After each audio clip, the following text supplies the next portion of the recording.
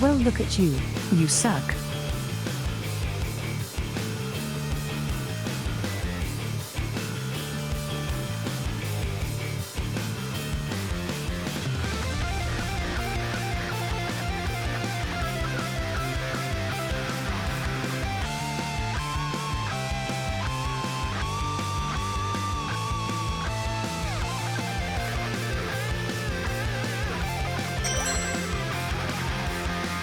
Chat mails back, mails back, mails back.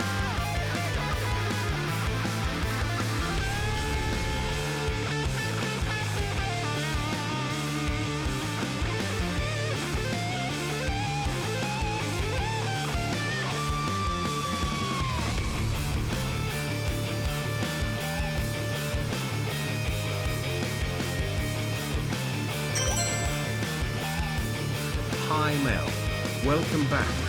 Hi Misfits.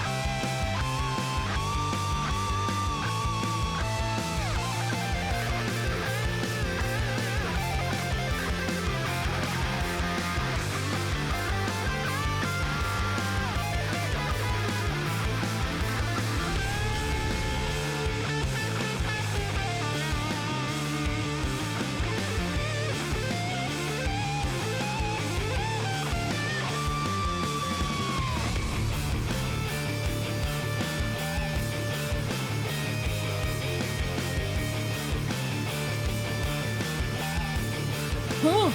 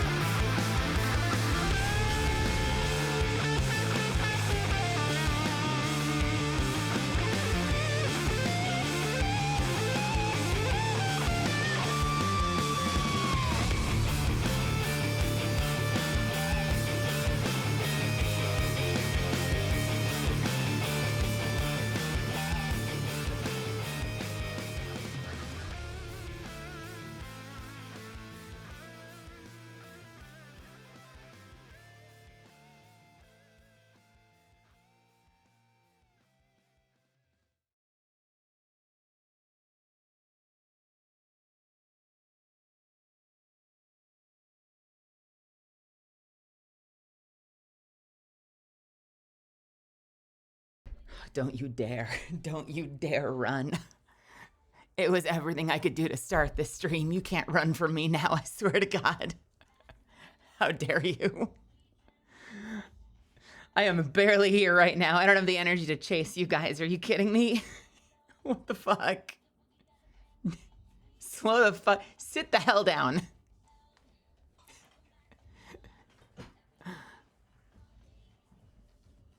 I got this new bathrobe that I plan on hanging around my chair to keep the leather of my chair safe. And the last one was completely fine. And for some reason... Welcome back, Miss Melissa and less than this 3. one, I cannot for the life of me get to like actually hug the chair. So I keep sitting down and sitting against like flat, taut fabric because it's slid forward. And I feel like I'm going to tear through it. And then I'm going to be down a bathrobe again and have to get another thing to throw over this stupid chair. Ooh. All right. Can I tell you, I have been dying for one of these ginger ales. These Shirley Temples that I make. I had a ginger ale on the plane home, and it was not the same. I have been spoiled by ginger beer. And so when I had a ginger ale on the plane, I was like, the hell is this? What is this shit? Where's the bite? Where's the flavor? I get whatever the cheapest one is, but there's just a difference between ginger ale and ginger beer, you know? Fun fact, I don't have my model set up yet. Hang on a second. Let me get this actually working so I can say hello. I'm sure whatever's on the plane is like bottom of the barrel. It was very flavorless and disappointing. All right. Oh, man.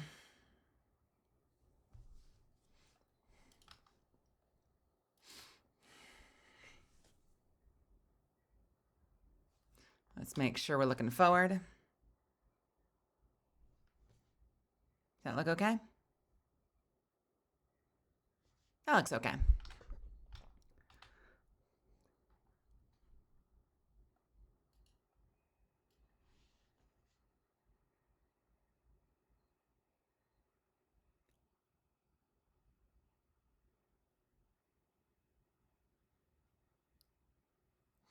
Hi. Hello, everybody. What's happening? How are you? Welcome. Welcome, welcome. You lost your streak. Oh, honey, I'm sorry. Wait, why? What happened?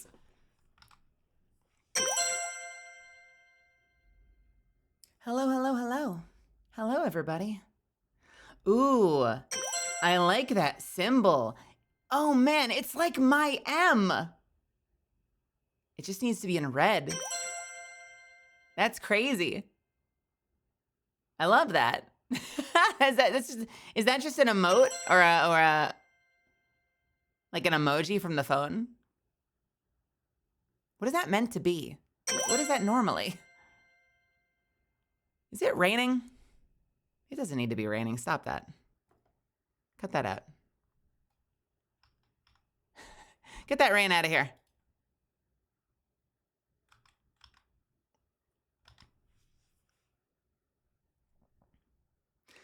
Well, hello, everybody. Welcome back. It's good to see you all again. I've missed you guys. I'm so tired. I'm so sorry in advance. I'm so tired and sleepy. I'm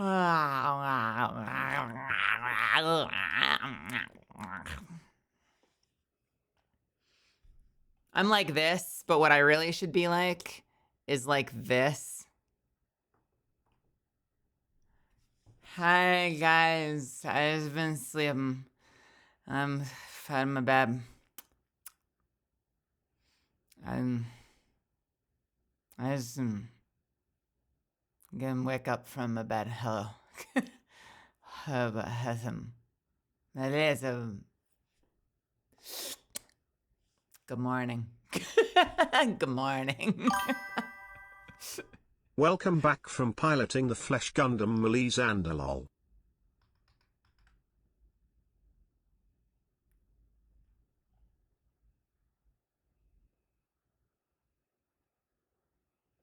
Oh, I think we're on my my liked songs, which is gonna have absolutely no cohesion. So let me actually start this one over because this is such a great. I love this track.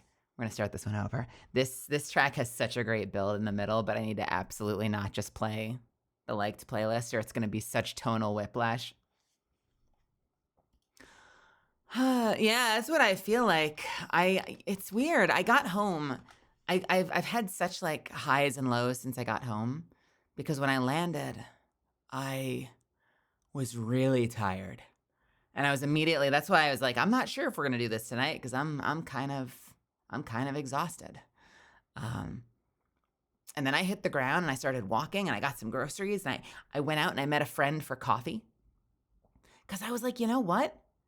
If I'm like feeling energized and like before I plug my brain back into the computer forever, why don't I just go have some time at a cafe and like relax a little bit? And so I like DM'd a close friend, Bill Butts, who's come in and rated us a couple of times, another voice actor. And I was like, do you want to like hang out and catch up? And he was down, so we went and like had a nice coffee date. And we hung out. And then I walked and I got groceries and I'm like, I'm picking up shallots and garlic because everything I cook has shallots and garlic. I'm feeling proud of myself. And then I got into the apartment and I put them away and I got my mail. And I hopped on the phone and I took care of a quick call with some bullshit related to family issues. I'm still taking care of like some cell phone stuff from my dad, you know. And then I like suddenly was like, you know, in anime when someone has like the heartbeat moment where like their line art like blurs and multiplies for a second and it goes like, vroom, vroom, and they're like,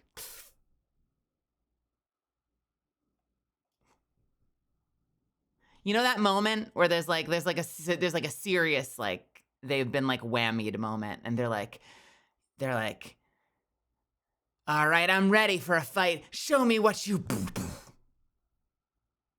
Like everything goes inverted colors for a second. That's what I felt like. Like everything went inverted colors for a second. And then I like stumbled over to my bed and I just like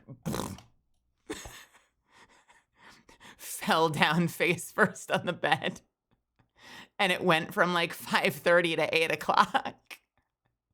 So my plans to go live earlier and like have like a nice little early evening stream and then make some dinner like completely out the window because my body's falling apart.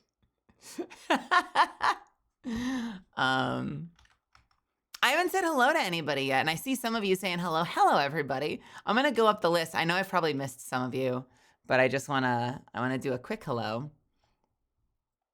And I also want to, I grabbed some photos because I want to share some stuff. I want to talk about where I've been all weekend.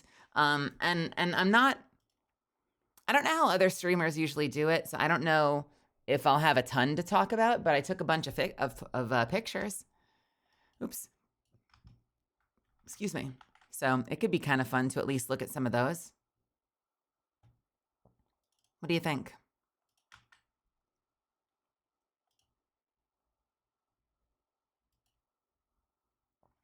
Let me just make sure that they're all safe and aren't like doxing anybody. It's honestly mostly museum stuff rather than convention stuff. So it's not going to be like I'm showing you pictures of an anime convention. It's going to be like I'm showing you pictures of a museum, and then I'll show you the amazing lunch that I had. But first things first. First things first. Hello, everybody. Welcome. Hey, if anyone's brand new here, first off, a couple of just disclaimers, and I know that I shouldn't have to apologize, but first off, hello. How's it going? Welcome. My name is Melizand. You can call me Mel. I'm a vampire misfit VTuber, former interdimensional bounty hunter, and professional voice actor. I'm an aggressively variety streamer. and current sleepy girl. Also, if you're brand new here, we usually do maybe like 10 to 12 minutes of starting soon. I know we ran later today, and I apologize. I really appreciate your patience waiting for me to start. I'm moving at a snail's pace tonight. And also, while we do have different levels of energy, and sometimes I will be freaking out at a game and screaming at the top of my lungs and cursing like crazy, and other times I'll be super cozy. I feel like tonight is going to be low energy, and so I'm going to be exceptionally sleepy tonight. So if this is your first impression, it will be more lively from here, but tonight it's going to be a little cozy. So hello. And on that note, if you got here before, oh my God, I'm so late. If you got here before Kamaro Mike, everyone that got here before Kamaro Mike, welcome. I'm glad you're here. Hello. Wraith Redpath, welcome. Inertia, Sote, Graph, Kamaro Mike, Nexeritus, Zuffins, Grammygram, welcome. Thalgrim, welcome. It's great to see you. You're my kind of streamer because your rules say you cuss a lot, and I do too. Nice. I stole that one from Freem. I love the, like, if you can't handle the word fuck, this might not be the place for you. Norm Plant, Warrior Derek, Stephen Eilis, welcome, welcome, welcome. Psycher Tracer, Zeri Zarashi, Angel of Death, welcome. Creeping Gamer, welcome. Lord Xenos, welcome. Project Zero, Smaug, Radachnologia. I know Acnologia. Yo, what's up? How's it going? And thank you. Welcome to my stream, friends. Micah, well, it took me a second to read that. Micah, welcome. Chris, welcome. Sci-Fi Brony, welcome. We don't do that here as a very funny name. Shark Borevoir, welcome, welcome, welcome. Panda, welcome. KHX, welcome. Insanely Flatulent is a hell of a name. And welcome. Bear, Minecraft Hellhound, Mr. Corgi Bubble, Super Sahama. Yay.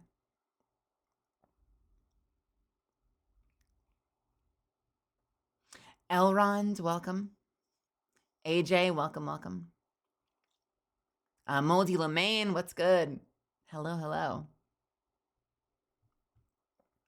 I came in so late, so a lot of them are like, I'm looking at names that have already said hello, but they're not highlighted red because they said hello before it fell off the top of the page. So now I'm like, did I say yours or not? I'm not sure. Baranub, welcome, welcome, welcome. Tara, Frosty the Weary Gamer. Got to see both your booths through Sigrid Birds and Zen streams. Wait, was that Sigrid and Bird? I don't know if I know what they look like. Bovine Crusher, welcome. Kitsune, welcome. Mazak, Thanatos.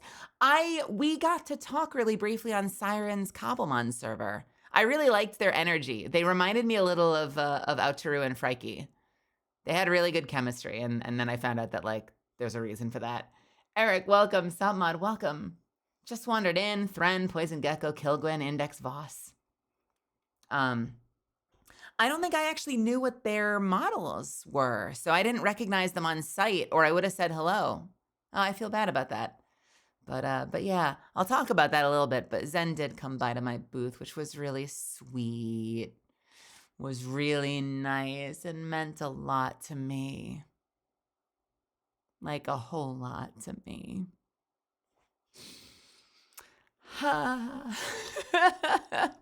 Oh, my sword toggle is inverted. Hang on a second. Wait a minute. What the fuck? There we go.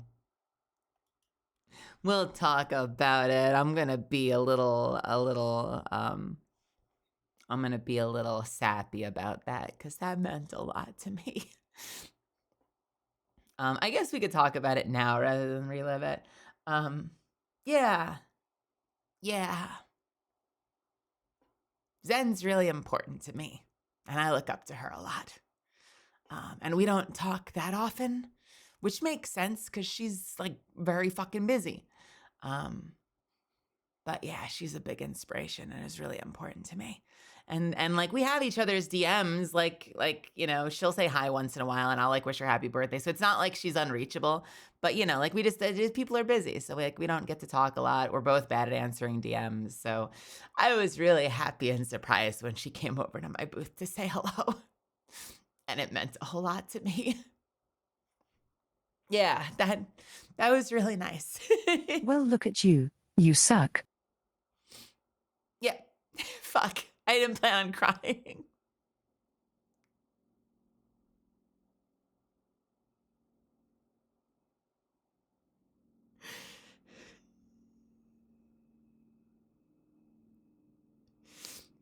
Blame it on me being tired.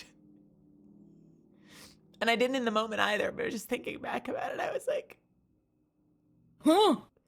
that was really meaningful.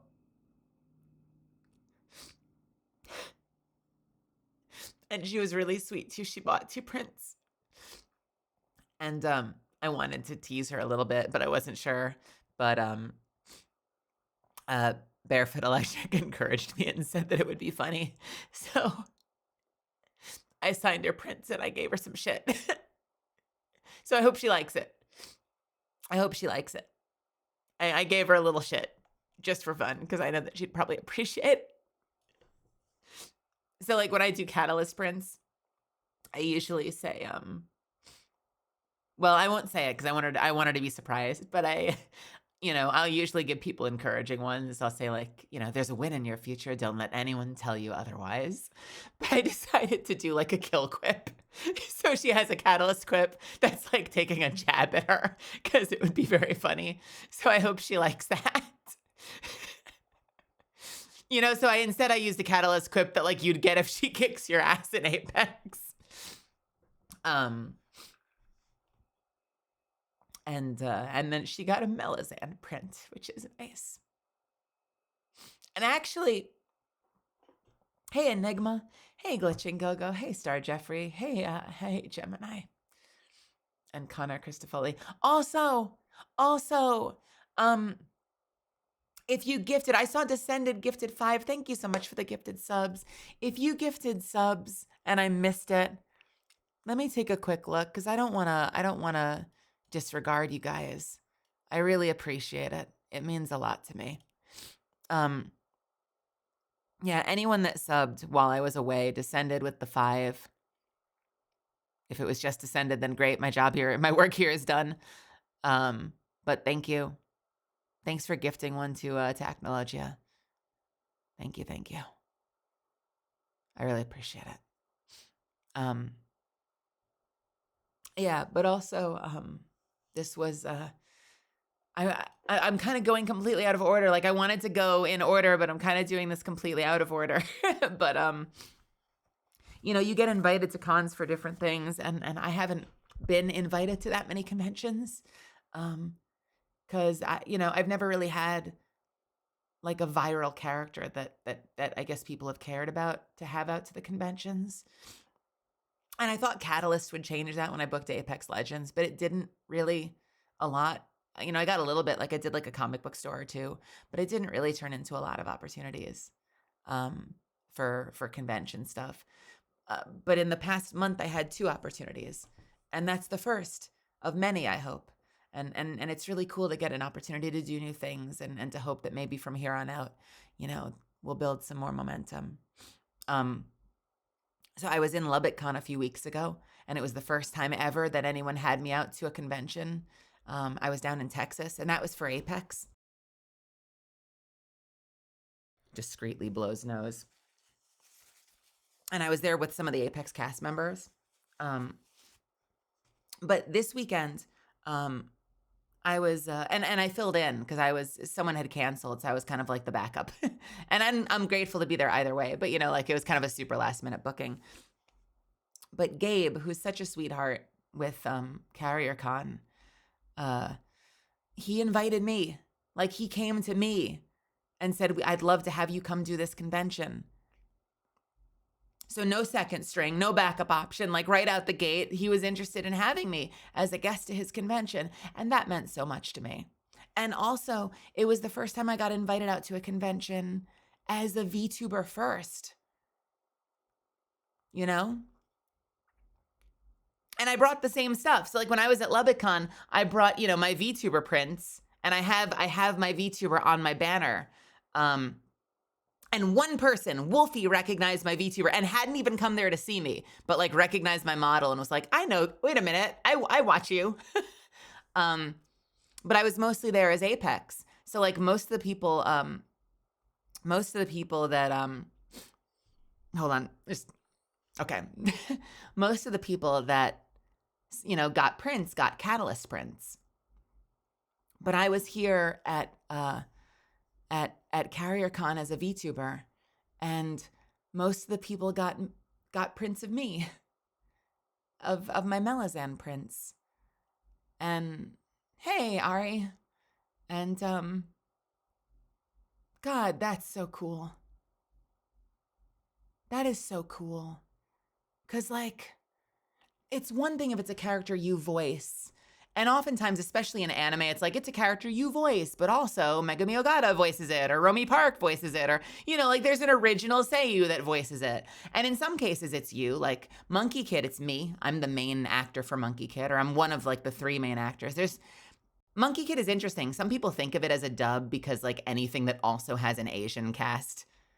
I'm being real with you guys. Anything that also has an Asian cast, like people tend to naturally assume that the English version is the dub. But Monkey Kid was developed simultaneously. So it actually has 3 original casts. I believe there's a Chinese cast. There might be a Japanese cast, and there's an English cast. And like, we're all the original cast. Similar, like if you ever saw like Agent Ali, I think there's like it came out at almost the same time. So like technically the Malaysian cast is the OG, but it came out practically at the same time. So it kind of is just like one cast. But yeah, a lot of it is like there's another actor, but for this, it's me. It's not even me. It's like, it's my OC. Like that's my OC. I designed that. Like we gave birth to that. That's me. That's just me. And there's just something about people wanting to get that print and have me sign a picture. It's like the equivalent of like if you meet like a film actor and you like get their headshot, and it's like their little like black and white like fancy Hollywood headshot. That's what it kind of felt like I'm signing a picture of me for somebody. And that was just something else. That was something else. And that was really meaningful. And most people got those. I sold, maybe 1 or 2 Demaria prints. I sold maybe one or 2 Catalyst prints. I sold that might have been it. It might have been like 1 or 2 Catalyst, 1 or 2 Demaria. And then like the rest were me. They were all Melazan prints, which is so cool. It's so cool, dude. I was the deviant from ladies community that dropped by at the con. Oh, that was you, Baron. Wait, I know you. I've seen you in chat all the time. Oh, that's cool. Baron and I got to meet. It was really great talking to you. And you were awesome. Thank you so much for supporting the convention. I'm so glad you said hello. Baron came up and was like, I'm one of Ladies Deviants. And I'm like, oh, Lady Deviant in real life. And they prefaced it by saying, I was almost going to say, but then they said it. So they basically did. They said they were Ladies Deviant. And then they went, hello. I was like, what the fuck? You did the lady in real life. Hello. Which I can't do because I have a really deep voice, but she's so good at.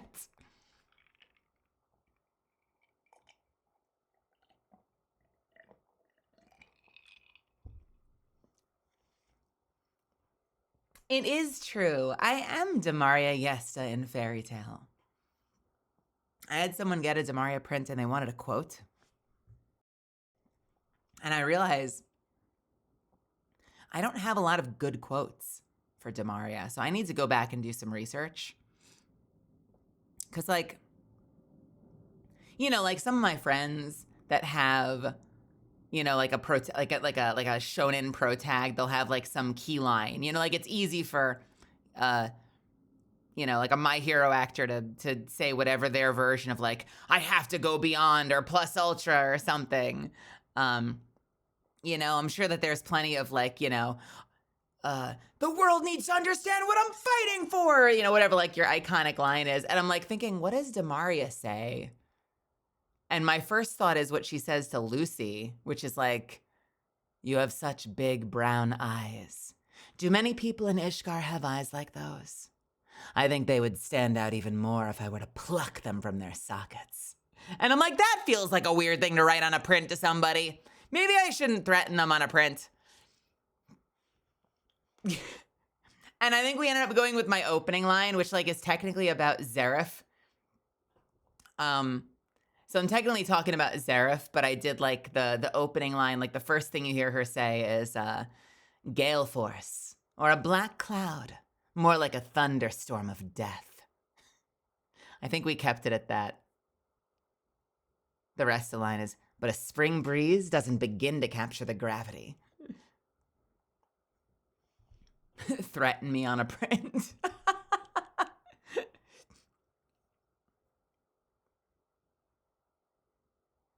What am I hearing? Is that the fridge? Man, my fridge is loud.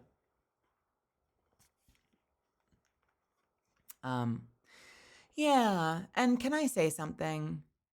I don't think she streamed it because I asked Zuffins about it and he said he couldn't find it. But yesterday, Zentrea did a Q&A panel. And I did one too. I did one on Saturday. And that was really cool too. I got to do a panel. So I was mostly signing. So, you know, I don't want to like ruin the illusion. But a lot of the time, VTubers and voice actors that do conventions are doing like two things. You're there to do meet and greet, and you're usually selling merch, whether that's like signed autographed prints or whether you have like little acrylic keychains or stickers. And, you know, so on some level, you're kind of like a traveling salesman. You know, like it's you're not putting on a big show. And at the bigger anime conventions, you might do panels. And that's where like you'll get everyone together in a room and you can do Q&A or you can talk about your journey, how you got started, what your inspirations are. Let the fans come up and ask questions. And then sometimes there might be like a program. Like I know some actors like Rico Fajardo does like an interactive like inventing your own special move panel. And you know, I've seen VTubers and people do panels on you know, just on the industry and on like creating an original striking character and like a little bit more of like a class, right? But a lot of the time you're kind of just there anchored to a table doing meet and greet and selling some merch. But I was lucky enough to have a panel. I was really hoping we were going to do a full panel with everyone that was there in person because there weren't a lot of VTubers that were there that were like a little anonymous or they were a little bit more like reserved because, you know, a lot of VTubers do value their anonymity. But there were a couple that were there that were like in person that people knew who were there. Like I was there. Miss Lala was there, who I met for the first time. And can I tell you something? I hadn't had a lot of exposure to her. But now I fucking adore that woman. Miss Lala's amazing and is also a New Yorker, and I feel like I might have a type because like I keep falling for the New Yorkers and the other New Yorkers. We met on the first day, the evening of Friday, and we hung out the whole fucking weekend. Literally the whole fucking weekend. Like we just adopted each other. So I was hanging out with Lala the whole fucking weekend. And she is a delight. I adore her. Oh my God. Such a gorgeous woman, first of all. Such a can like stylish, can fashion circles around me. And also just a very kind, awesome sweetheart. I had so much fun. I'm a New Yorker too. How did you guess? And I'm sitting here and I'm like, huh. I mean, like, I consider, like, you know, Gigo one of my favorite content creators. And I was like immediately drawn to Nags when I met him. And I love Lala. And I'm like, I think I have a type. I think I just fall for like all of the New Yorkers. Every time there's a VTuber that I'm like, I don't know, there's something about him. I just fucking love this guy. They're a New Yorker.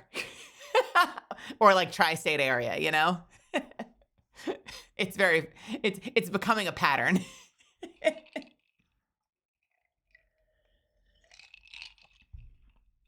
Yeah, Lala was great. Yomi Quinley was there, as well as a lot of the Sox crew, and they were all a delight. And so I'm like, I wish we'd kind of put us all on a panel together, because sometimes, like, when it's Hi just by Melisande, it was yourself. amazing getting to meet you. Burst of fire, yes, yo, thank you. Thank you so much for the tier 1, first of all, and thank you so much for coming by the convention. We're doing a recap right now. Did you have fun? Did you have fun? I hope you had fun. Yeah, most of the Sox team was there, and I got to meet them for the first time. I met Flork for the first time, and they were all so awesome. Like, they were so nice. I was really looking forward to meeting Yomi, because we had never talked before. Um, I follow her on Twitter. I don't think she followed me on Twitter, but she knew who I was. Um, so when we met, like, we immediately hit it off and started yapping together. And she's a delight. She's so supportive and so nice. So that was a highlight for me. I was like, "Ee, I was hoping we'd get a chance to talk. Yay. Yay."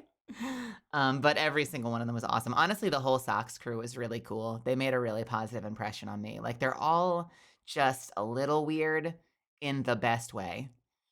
Like the wavelength was right. Like, the wavelength was immaculate. I was like, yeah, no, these people got it. These people got it going. I like these people. I like these people. They're all a little weird, and they're really supportive and awesome. So my thought was maybe we could get us all together on a panel. Because here's the thing, every individual creator is going to draw a small audience. Like, I had maybe like 8 people in there, and I was so happy that people decided to come and be there, and they all seem really excited. But when you have everyone together, you all bring your own audience, which means that there's more people there in one space. You draw like a bigger total crowd. And then you can also banter with each other. And sometimes, like, when a question gets asked, you might all have different perspectives. And so there can be a lot of value in that. So I was a little bummed. I think that if we do it again next year, I really hope that we do a group panel. But it's all right. Missed opportunity, but maybe next time. I did my own panel, and it was one-on-one, and it was really cool. It was with Gabe, who's the organizer, and it was just nice. We bantered a lot. We were joking back and forth the whole time. We did some Q&A. I'm like, I could talk forever, so I feel bad. I feel like Gabe came in with 10 questions, and we got through like 4 of them. And then I was able to answer like 2 audience questions before we ran out of time, and I feel a little guilty about that, but like, they knew what they were getting into. I told them from the start. I was like, I talk. I'm a yapper. I hope you've got a lot of time. They're like, we've got 30 minutes. I'm like, we need to do an hour. And they're like, we could probably stretch it to an hour. I'm like, at least. And we ended up doing like an hour.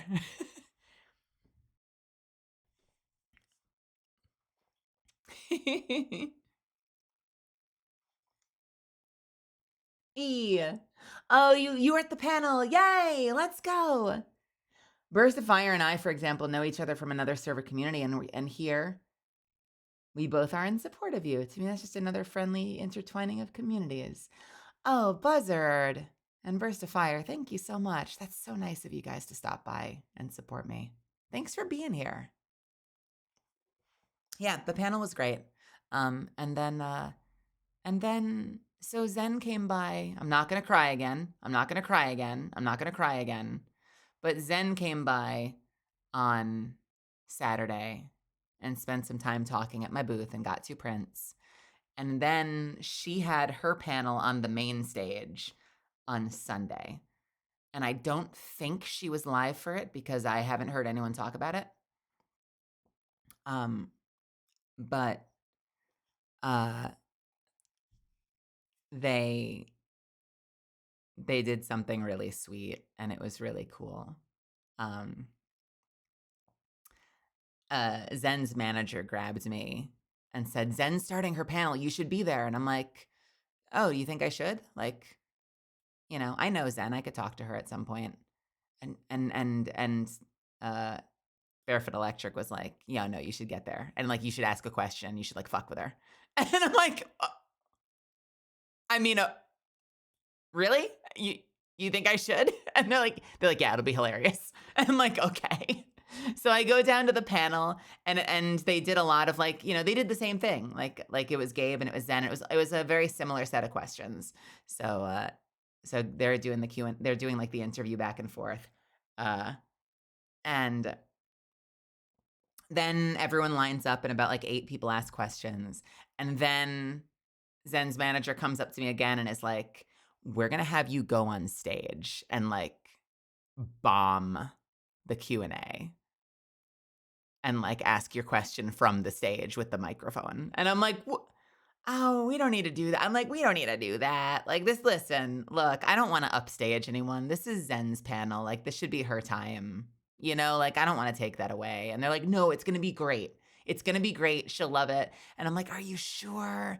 Because I really don't want to like step on anyone's toes." And like, honestly, like I had my own panel and it was great. And this is her time with her fans who are here for her. Like, I don't want to take away from that. And they're like, "No, we promise." This is like the manager, this is Electric talking to me. And so they're like, "Okay." I'm like, "All right, fine." So I go to the side and I'm like, "Well, I've got to ask some good questions. If I'm going to get up there, I can't just bullshit." So I'm like racking my brain. And because I'm a voice actor, like I'm used to working with a script. So the first thing I do is I start writing in my phone. I'm like, I want to pre-plan a question so I don't get up there and like bumble around like an idiot. And I decided what I was going to do is I was going to fuck with her for one question, but then I wanted to ask like a genuine second question because I wanted to ask a real question, So I get up there and they're like, "Oh, but before we go," like everyone else has asked questions, "we've got one more person." And I go up and I like drag my feet, my head's hanging like I'm defeated. And I'm just like, "Ugh. Hi, Zen." And Zen's like, What the fuck? Ask your question. Why are you here?"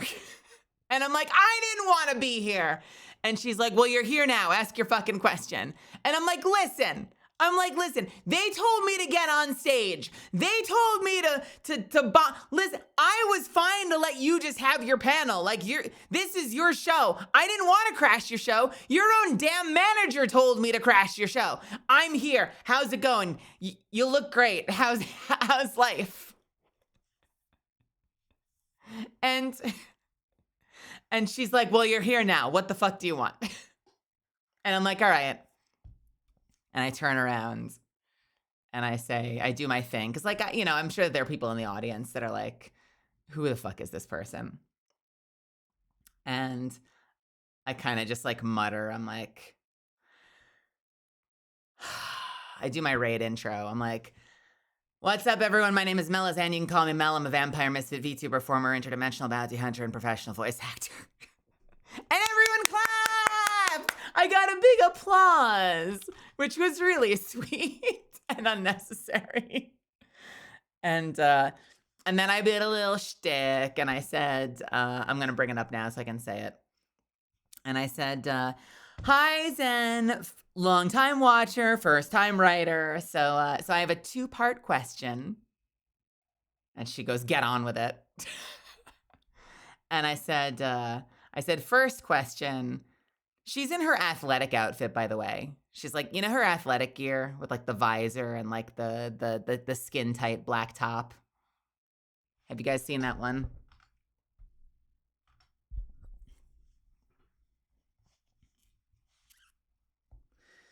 So she's in the athletic top, and I'm like, "All right, first question.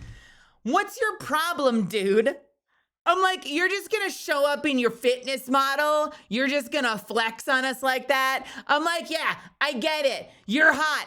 I get it. We get it. They're bigger. Like, fucking have some modesty, woman. So that my first question is, have you no shame?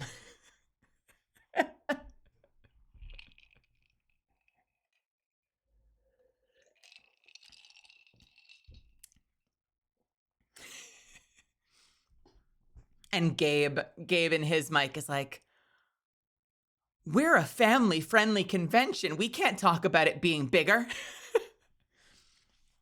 And Zen goes, what can I say? Bigger is better. And everyone applauds. Everyone cheers.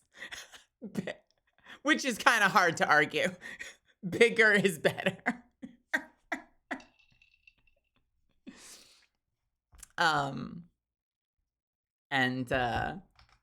And then I said, okay, second question. And I said, and I got nervous. I don't know if anyone recorded that, but like if you recorded it, first of all, I don't know, put a little grinning imp over my face because I feel like I probably looked like a fucking ogre up there. But I got nervous suddenly, like my voice got shaky. And for the second question, I was like, my second question is, on a whim, I took a note from, did you guys ever watch, was it like Last Meal, like the Mythical Kitchen Last Meal, where they have someone on and like they cook them a lot of dishes and ask a lot of really cool questions? I took a note from like the questions that he asks at the end of those videos. And I just said like, you've been an inspiration to so many people, Zen. Like you've been a longtime inspiration to me. I look up to you. You've been through so much and you've persevered. You work so hard every single day to create a positive, incredible space for so many people to find joy. And it's evident like in every minute that anyone spends with you. And I said, so with that in mind, Zen, are you happy? Are you happy? Well, look at you. You suck. And she like slid back a little bit. Like I think she was thinking about it. And she said, yeah. She said, I'm working on it. She said, I'm working on it every day. As hard as I can. Because I want to be. And like, because you guys deserve it. It was a really sweet answer. It was really precious. And I was like, fuck yeah. And then I'm going to cry. So I'm like, I'm going to hand the mic back. Bye. And I like ran. I mean, like, I didn't like run. Like I got off the stage, but I'm like, I am going to cry. Here, Gabe, have the mic back. Thanks, Ed. Thanks, Ed. Yeah, it was sweet. It was really special. Both of them. Her visiting me and then getting to come up and be part of her panel was really special to me. Yeah. I look up to her a lot. I think she's really amazing, and we're not super close. You can't really control who you're close with, right? Like all we can do is the best we can. And I'm really, really grateful for the people that I like, the really close relationships I've built in this community. But yeah, having an opportunity to interact like that was like really, really, really, really, really fulfilling for me. Melly. On like a I deep hope level. that you enjoyed your convention appearance, and I just wanted to let you know that I missed you. Oh, thank you, Tex. And thank you for the bits. Thank you, Tex. Did I meet other VTubers? Well, I met most of Socks, everyone who was there. I met Flork. I met Lala and Gloria, who's Lala's amazing partner in crime, who, by the way, if you haven't seen pictures yet, Lala set up a whole ass diner. Like I had a banner on my table, right? She had a whole diner. Like there was like a multiple backdrops on the left and the back. So like it looked like the whole ass diner. She had like a setup with like a display case with a burger and fries and a milkshake. And there's like a little bell you could ding. And there was like accoutrement. And she had like a menu you could look through to look at all the different merch items you could buy. Oh my God, it was so cool. It was so immersive. I'm like losing my mind at how much work they put in. it's so fun. It got me thinking, like, because a lot of VTubers don't do immersive stuff like that. And I'm like, I don't even know what a Mel version of that would look like, but I feel like more people should. Like I want to see more VTubers do, like, really lean into their brand and do something really immersive, um, as a way of coming to greet them. I don't know. It was really inspiring. Do I like your username? I do. I think it's very tasteful, and I can understand why you like fairy tale. Gosh, who else did I meet? Did you meet Phoebe? I don't know if I met. Did I meet Phoebe? I don't know if I met Phoebe. There were a handful of people that I didn't get introduced to. EXO was there, so I got to meet EXOverse, which was really cool. I'm trying to think of who else was there. Cyrobe was there, so I got to hang out with Cyrobe. We knew each other from TwitchCon, but I had followed Cyrobe for a long time because he makes really amazing Monster Hunter content, especially for Dual Blade. And we met at TwitchCon, but he was up there, and that was really cool. We got to hang out together. Who else was there? I'm also trying to think of like who is like was like outwardly public about being there and who wasn't. Oscar was there. Yeah, and actually that was really nice because I've been around Oscar a lot before, but at TwitchCon we missed each other briefly because I think he was walking around with Siren and he was like on the job.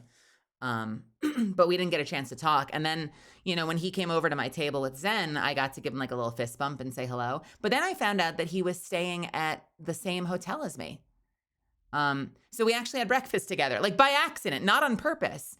By accident, like I saw him out in the little diner area in the hotel. So we got breakfast together one of the mornings and we got to talk. And that was so cool. He's so cool. And Zen's management team was there, which includes Barefoot Electric, who I've had interactions with for a long time. So getting to meet them in person was really, really satisfying and nice and cool as well. They were super nice, very easy to get along with, just a delight. Yeah, it was good. And kind of a fun surprise, and someone who turned out to be super chill. Hunter is so Hunter is part of Hunter, who is part of the Sox team, but also it turns out is a voice actor in my community, like in my other community as well. So like I met him under the pretense of being like a part of like Sox's like consultation and like management and stuff. But then I'm like, oh wait, we have all the same friends in the voice acting world too, and like we've both worked on Smite, and like he's like the original Raid Shadow Legends voice, and like we've worked for a lot of the same studios. So like that was really unexpected because then multiple times throughout the weekend he would pop over to my table and we would just bullshit about voice acting. And that was cool. Like I did not see that coming. And it's also neat to just like run into someone else. Like obviously you've got like my most, out there like prominent friends, like your like Sayu and Amelie and Alpha Aniki and Mimkibus. But it's a surprise to run into somebody who's like come from the same world and is like, oh, you're also a voice actor who's now like neck deep in VTubers. Like it's a fun overlap to be able to talk about. Makes for a lot of conversation. Which Froggy? Was there a Froggy? Which Froggy? Which Froggy was at CarrierCon? Excuse me.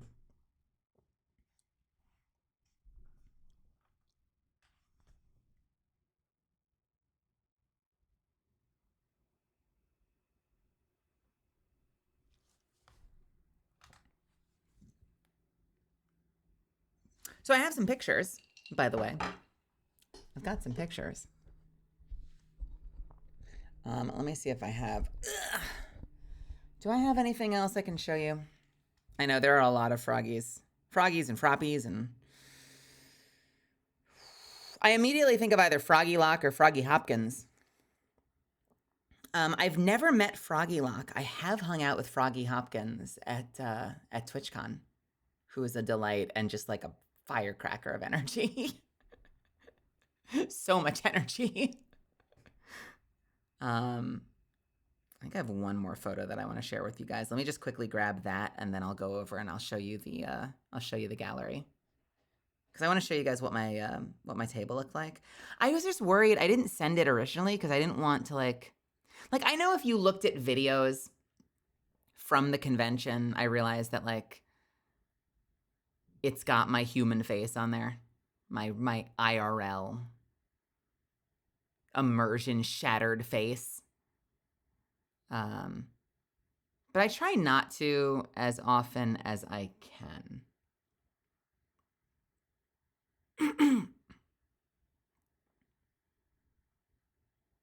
So bear with me for a sec. Bear with me for just a second. Let me get the one more photo over there, and then I'll take you through the gallery.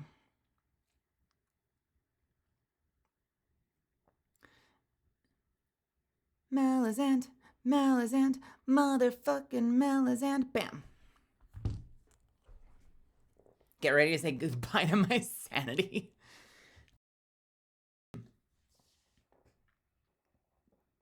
What VTuber is Mel really close with? Oh, there are just a lot. There's a lot, honestly. I feel like Zuff has good answers, but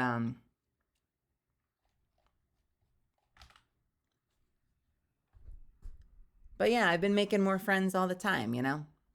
Like some of my earliest friends are on my background right next to me.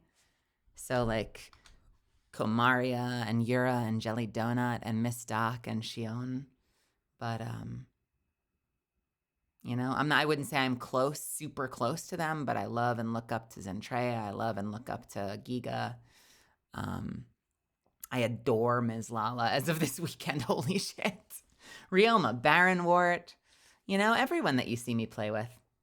I love my friends, you know? They're all awesome. Ariana Foxton and Ellie En. Vox Akama has been really supportive. We don't get to talk that often, but honestly, he's been really surprisingly, like, incredibly supportive and encouraging. And we were introduced to each other, like, completely out of nowhere, and I'm still kind of amazed that we somehow crossed paths. Girl DM is amazing. Porcelain Maid Joel is amazing. Yeah, the list goes on, you know? Lady, I can't, it's like, you know, trying to play favorites with your kids, you know? Actually, that's a bad example. You probably do have a favorite kid. Listen, parents, you know who you are. You probably have a favorite kid. You're just not afraid. You're not willing to say it. You're not brave enough to say it, but you know.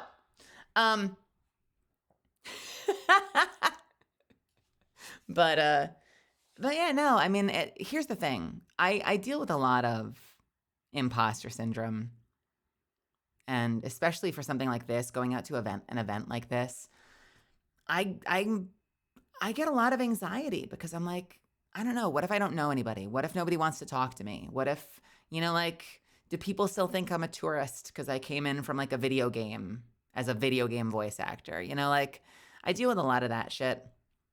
Every time, though. Every time. Megalodon, I adore Megalodon. Megalodon's been so supportive and awesome and amazing. XOX is awesome. I could go on forever, but the longer I spend in this community, when I was at TwitchCon, when I was at CarrierCon, just meeting people in the space, like everyone has been so incredibly supportive and so nice and accepting and fun. And like, I don't know, I just keep having all that fear. I just keep having like blasted into space. And the longer that I'm doing this, the more I feel like this is where I'm meant to be. And like, you know, sometimes you get caught up looking at the numbers and like everyone is ahead of someone and behind someone, right? So it's kind of bullshit. But, you know, you'll look at the numbers and you'll measure yourself against other people and you'll be like, well, you know, I'm not that important, blah, blah, blah, blah, blah. But then I'll go to something like this and I've had people who like eclipse, you know, my viewership, for instance. that like 10x or 20x my viewership, will come up to me and be like, it's so nice to meet you. Like, I've checked out your stuff. I followed you. Like, I'm so excited that we have a chance to talk and get to know each other. And I'm like, what? That's my line. Why are you saying that to me? I'm supposed to be saying that to you. And it just goes to show you, though, that like, the number doesn't fucking matter. Like, it's just a really cool community of creators and artists and people just trying to make awesome shit and make friends and build lifelong memories. And so, we just, it's very mutual supportive energy. And like, obviously, like there's always going to be drama. There have been moments of drama, but like by and large, where I've been, at least the circles I've been in, it's been just incredibly supportive, encouraging, like excited, electric energy of just a bunch of people making cool art together, making cool shit and turning up to support each other. And some of us have a bigger audience than others, but like we're all in it together, and like a rising tide lifts all ships. And that's really cool and really inspiring to me, So, I mean, part of what I'm about to say could be me being like an antisocial little introvert, but like, man, I feel like in a short time, I feel like I've made more closer friends. And I've got some really close friends in the voice acting community. Bill today was an absolute delight. But like numerically, I feel like I've made more close friends VTubing in like the past couple of years than I've made in like 8-9 years of voice acting. It's a really special space. I can't say it enough. I cannot overstate it. It's impossible to overstate.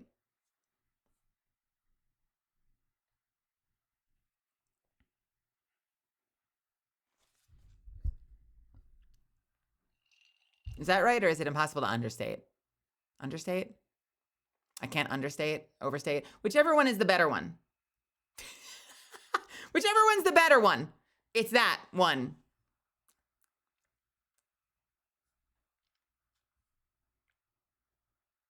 Overstate. Okay, cool. Under overstate.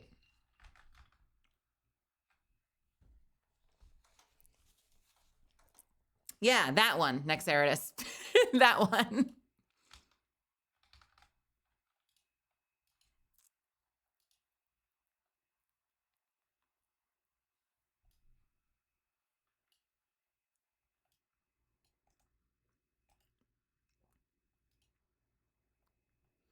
Let me really quickly. I'm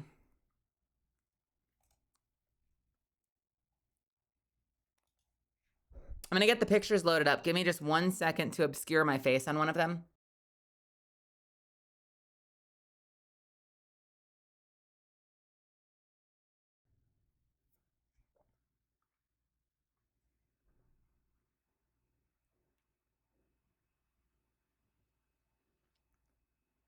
Did you see we're getting the MTG cosmetics for Destiny 2 because Marathon isn't doing? Oh, Marathon's doing fine.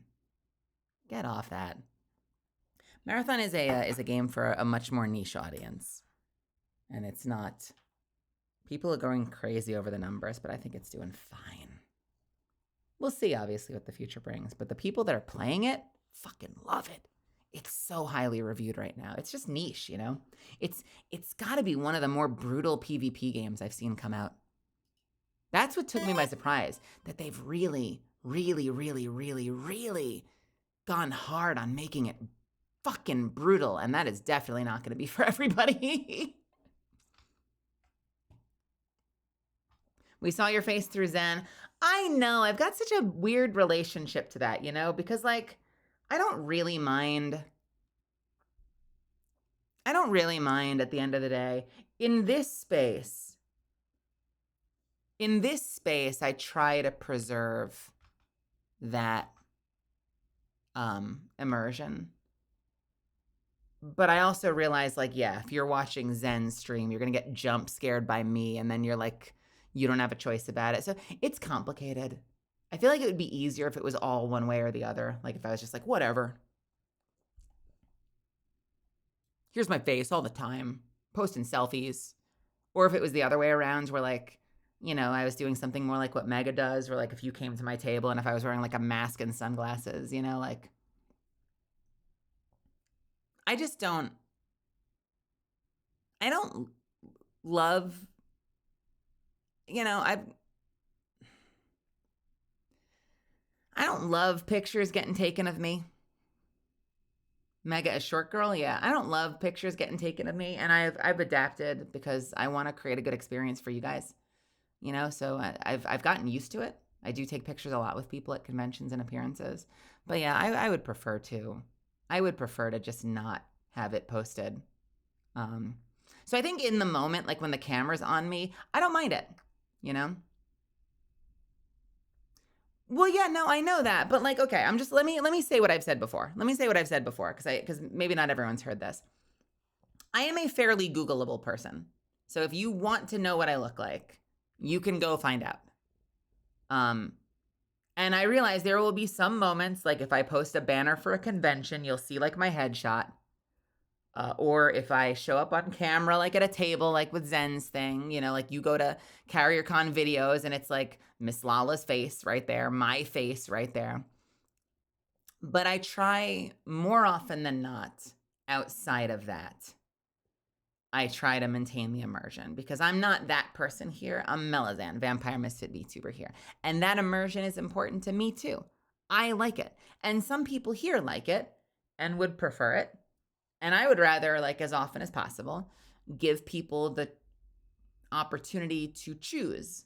You know, if they want to go look for me, they can look for me. If they want to, you know, not actively go finding IRL photos of me, they can just enjoy this me, you know? And like I said, I know there are going to be times like on the Zen stream that like you kind of don't have a choice. Jump scared by Mel. But I don't go out of my way to post my stuff either because I don't know, it's not. Some people are really into that. I'm not into that. I've always been like a little dysphoric about myself and I've gotten used to it. I've gotten better about it, but I don't like seek it. You know, I don't seek to put my IRL face out there. I have no desire to.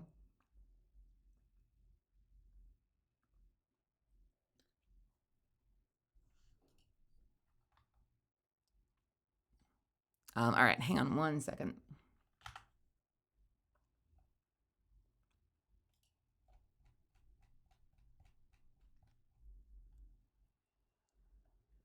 So with that in mind, I'm going to do something funny and just slap my VTuber over the headshot on my booth photo. And you guys are going to deal with that. You guys are just going to deal with it.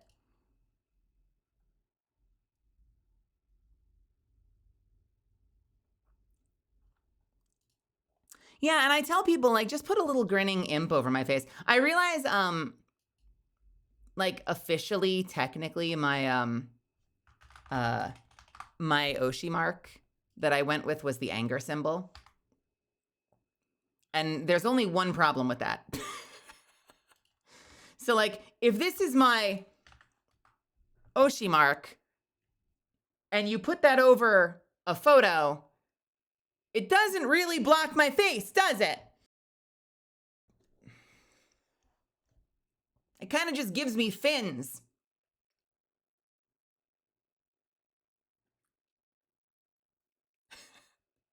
My other favorite one that some of you probably know. Yeah, a blood drop could work. I also like the flaming heart. I'm a huge fan of the flaming heart. That's a V. I really like that one a lot. I think is nice.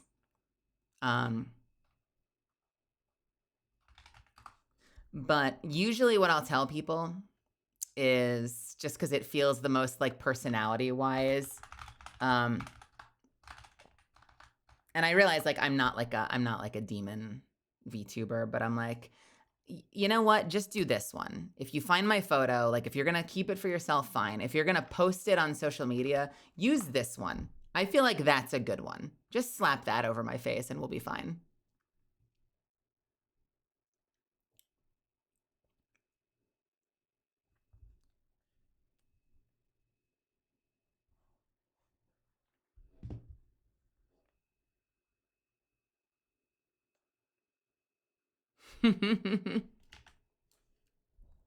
Anyway.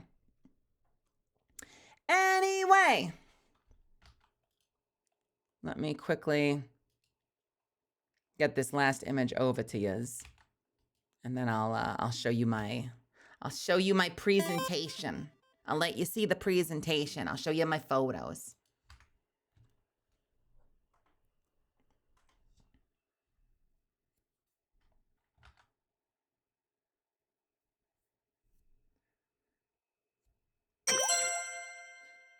Yippee.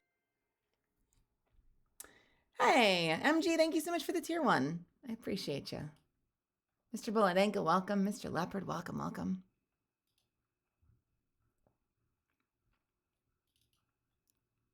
I appreciate that very much. It's ultimately my choice, and I'm comfortable not. But I do appreciate you guys. All right. Someone asked about my name. Was that you, Nexeritus? I'm a little confused. I need you to repeat the question. You asked something about Melazand over Mel. What is that? What did you say? Hold on.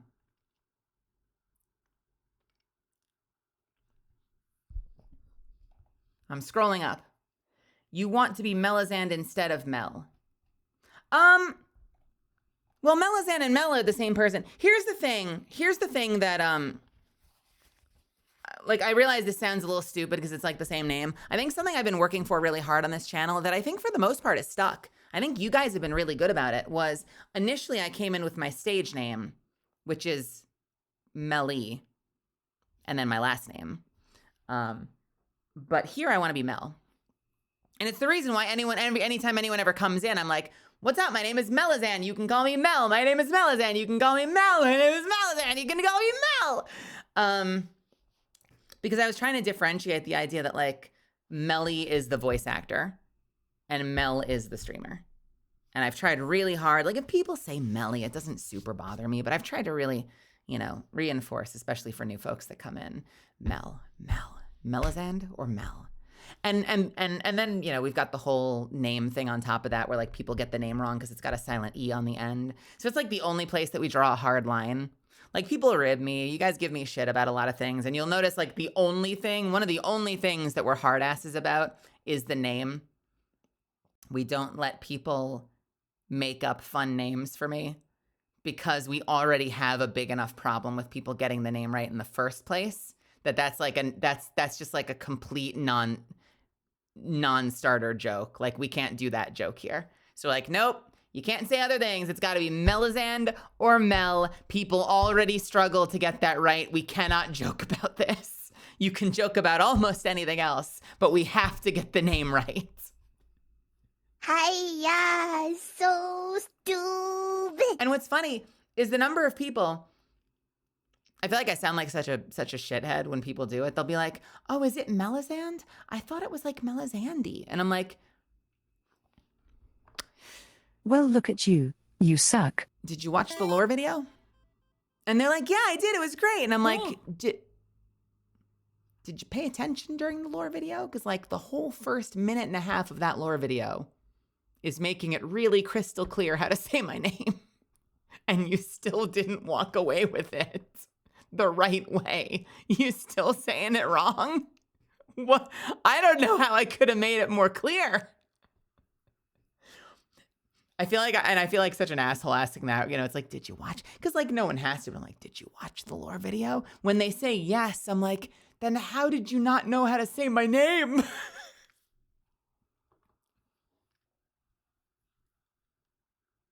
Anyway, I know I do have a clip about it.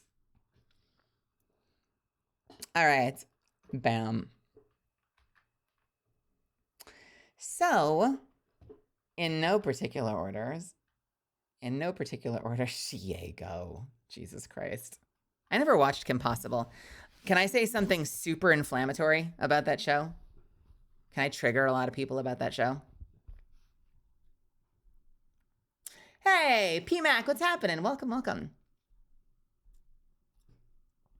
I couldn't get into that. I never watched that show. Not because I couldn't get into it. It seemed like it would be fun. I think I might have been just a little bit too old. I'm not sure. But the only thing that I struggled with and got confused by when I watched that show is that all the characters, like all the women, look like they have giant mustaches. I never understood that. And I realized I think that's just the art style. But goddamn, they all look like they have giant mustaches and you cannot unsee it once you've seen it.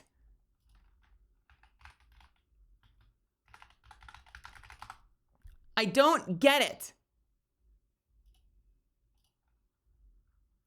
But it's not just that. It's the big lip. Like, listen, big lips is fine. Honey, I've got big lips. I've got big old Southern Italian lips. But they do like the super dark shade.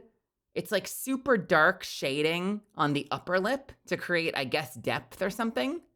But it's so dark, it looks like hair to me, like to my brain. Look at this.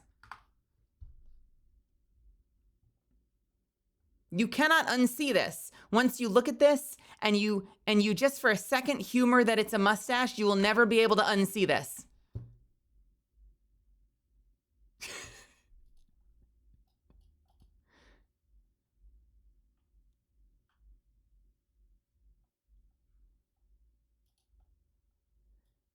Because I'm like, we could go a little further. We could get a little, like we could get a little, like, get a little of that going on.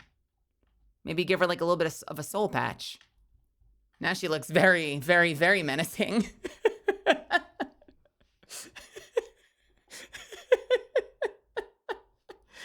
It just looks like a mustache to me.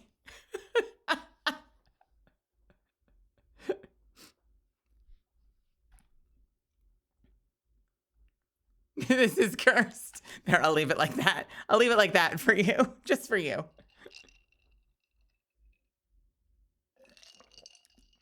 And then here's the other thing that I'm confused about, and maybe you guys can explain it to me.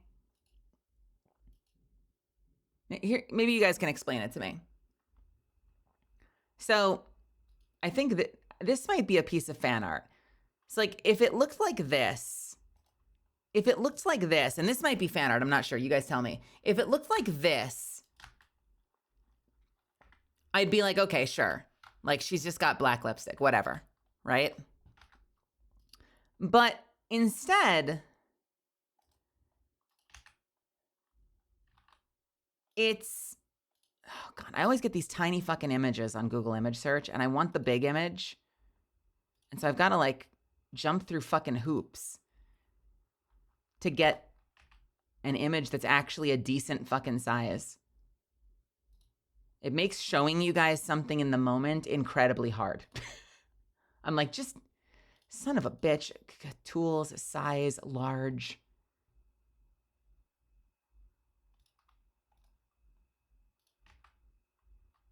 And then it says it's large, but then when you try to open it up, it's like tiny because Google image search is fucking useless. Here's a good one. Like, and they both have it. So it's like, I'm not convinced it's meant to be lipstick. It could just be like the cosmetic shading. Because like she's got like a very prominent upper lip shading. Very prominent upper lip shading. I don't know if it's cosmetic or not. Like, is it meant to be lipstick in Shigo's case? And then here's the other problem. Some people take it literally. So you'll see people cosplay as if she's only wearing lipstick on her upper lip. And I'm not convinced that's what the artists intended. But I didn't watch the show, so maybe I'm wrong. But it reminds me of like Ryuko Matoi in a lot of, like Ryuko Matoi from Kill la Kill, in a lot of the art, she has a little bit of like a navy blue tint to her hair. And most people, many people just interpret Ryuko's hair to be black. But because like Satsuki's hair is like always black and Ryuko's hair is sometimes a little navy, you're like, okay, well, maybe Ryuko has like a dark navy hair. But then you'll see people cosplay as Ryuko, and the wig that they'll use is like the biggest fucking royal blue you've ever seen, which is like not ever remotely accurate to that character. But they saw like the tiniest little hint of blue, and they took it so far that the character looks unrecognizable to me. Like, it's not bright blue, you know, with one little red streak. Like, at best, if you want to be a little shithead about it, you know, it could maybe be like a dark navy would be like Ryuko's hair. And even then, I feel like a lot of the time it shorthands to black. Like a lot of shows you'll see, they just do lighting. Like, it's why like back in the day, Akira, a lot of people were like confused about what color his jacket is and what color the side panels of his jacket are, because the show has a lot of different lighting throughout the movie. And so some people are like, it's red, and some people go, it's brown. And then sometimes for the sides, people are like, no, it's meant to be black. And other people are like, no, that's meant to be brown. And then other people are like, no, that's meant to be red. And so you can find Kaneda cosplayers with like 4 different variations of the color of his jacket, and specifically the piping on the sides, because the movie has lots of different lighting at night, during the day, under street lamps. And so people, some people go orange, some people go red. And so there's just a lot of like disagreement on what he's supposed to look like, you know? And so if I look up, say like, let me quickly switch back for a second so I know I don't get us like porn. Akira, Kaneda, cosplay. I guarantee in like 3 seconds we can find like at least 2 variants. No porn, no porn, no porn, no porn, no porn, no porn, no porn, no porn. Like, let's see. I'll find you like 2 quick variants, like straight off the rip. This is brown. So like this one is brown.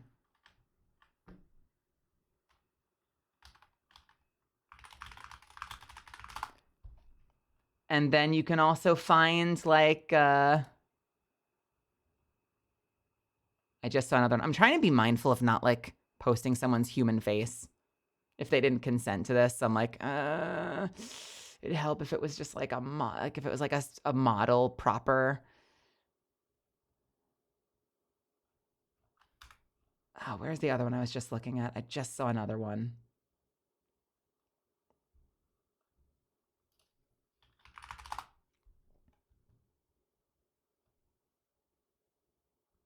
I may not find something in time, and this whole point will be lost.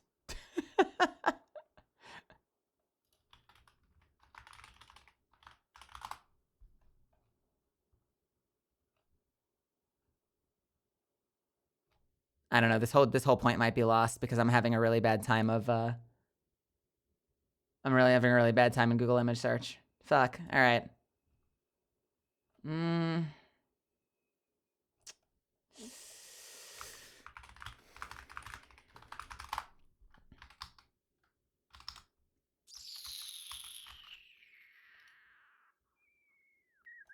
This is kind of closer to a black. I think this is still brown. This is a person, but this is getting a little closer to a black. I think it's like dark brown, which is like really noticeable versus something like this one. And again, that's the wrong fucking size. Versus something like this one, which is like red, but it's based on his jacket. Like, they can't fucking decide. You know, like, what the hell, dude? I can't find it right now, but I've also seen ones where it's just black.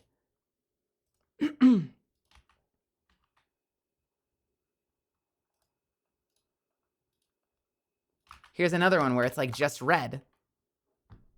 You know, like it's a lot of that has to do with A lot of that has to do with the lighting choices, the way they shade it in the show. People just disagreeing about what they're seeing.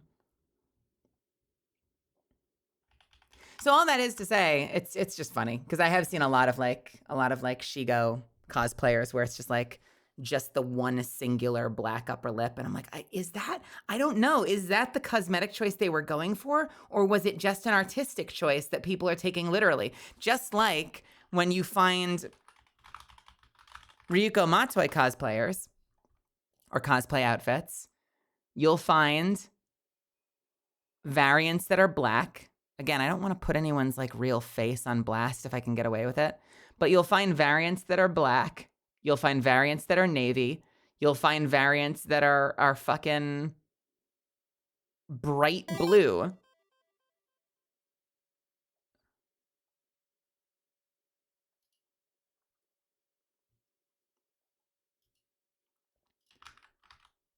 Here's an example, and the face is actually cut out for me. I'm like, huh?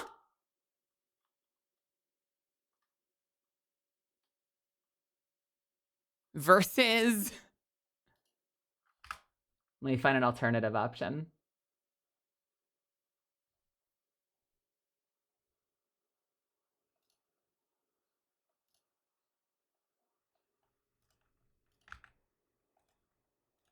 Let me quickly blank out your face because I'm trying to be respectful here. One sec.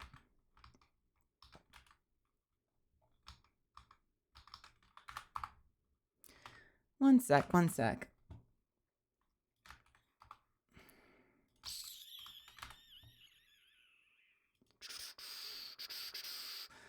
I'm painstakingly trying not to put anyone's person on blast here.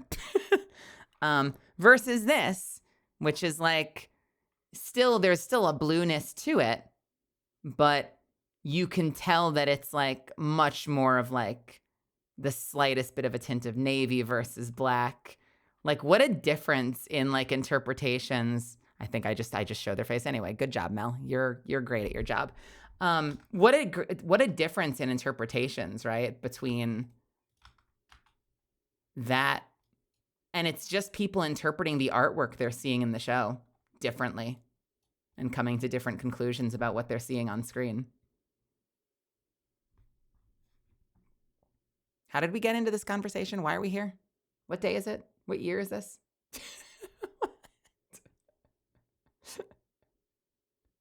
And then on top of that, I think when she transforms, the show makes her hair extra black. So some people are like, well, it's navy until she transforms with Senketsu and then it's black. And I'm like, yeah, but there are some scenes in the show where her regular school look still has black hair. I think it's just the show doing lighting things, but go off. It'll be a mystery. It's hard to say. Who knows, I'm not here to say I'm right. I'm just saying who knows. So I went to an aircraft carrier. Look how light I packed. Are you proud of me? Look at how light I packed.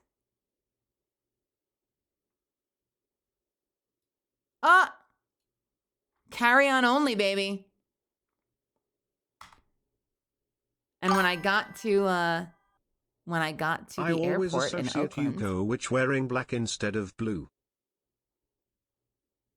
You have the same luggage as my wife. Nick Cerdis' wife confirmed. Wife.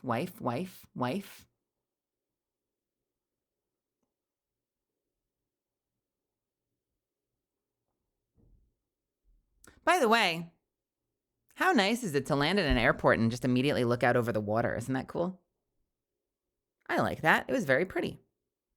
It's not like the ocean, but it's nice to land in an airport that's got a little bit of a scenic view. I dig it. I flew from Los Angeles up to Oakland International Airport because the convention was at CarrierCon, which is in Alameda, on the USS Hornet, which is a decommissioned / converted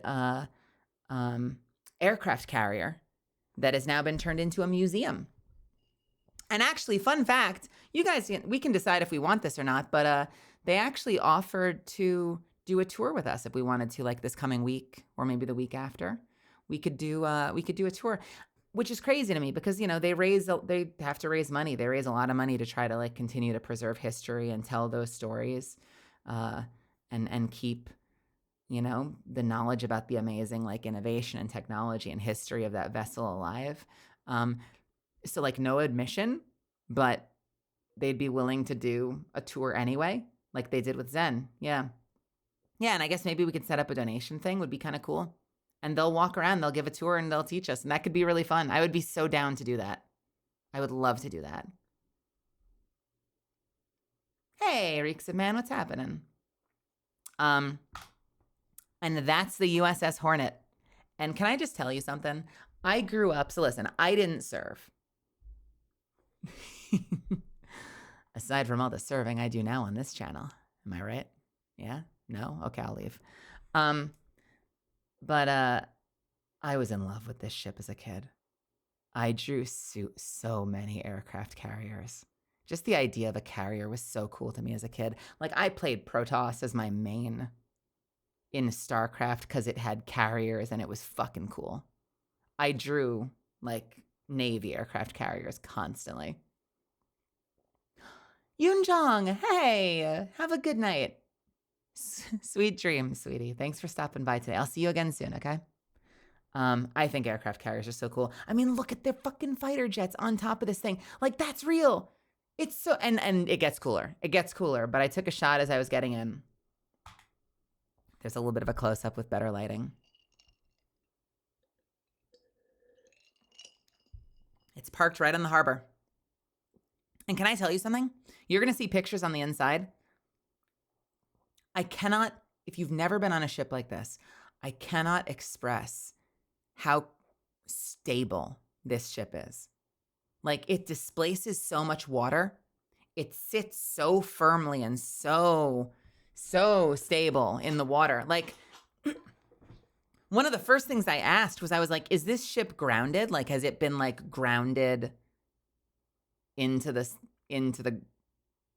floor of the harbor? And he's like, no, it's floating. We could take it out. Like, we can't take it. We cannot take it out, but like hypothetically, you could take it out. And I'm like, the reason I'm asking is because it's so stable when you're in the ship.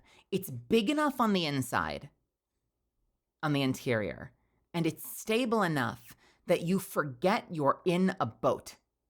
Like, it feels like you're just in a warehouse. Nothing moves. I mean, nothing moves perceptible to mortal eyes and bodies. Until you walk out the side and you're like, oh, it's the ocean. And there are other things I heard of where like there is little minute moments. Like I think that they had like a wall of lights set up, and apparently like it started to have issues with like some hairline cracks in some places because it was moving. And so because they'd secured it and because the boat was moving even a little imperceptibly, like some of the stuff that they had set up got like miscalibrated or like got damaged a little bit, like moved around because of the but from like boots on the ground, you know, your actual body, like you could not tell it was moving. It was so easy to forget you were on a boat. That's the front of it. I'm always amazed at the way that boats kind of become knives at the bottom. The way they cut into the water like that, and they all have that shape, right? That's always been something, like, I don't know the science behind that, and I bet Gabe could tell us. Hell, I bet some of you could tell us, but maybe we'll learn if we do a tour one of the next few weeks on the boat. But I've always just been enamored of the way that they all kind of have that like knife shape and they cut into the water like that. I think that's so cool.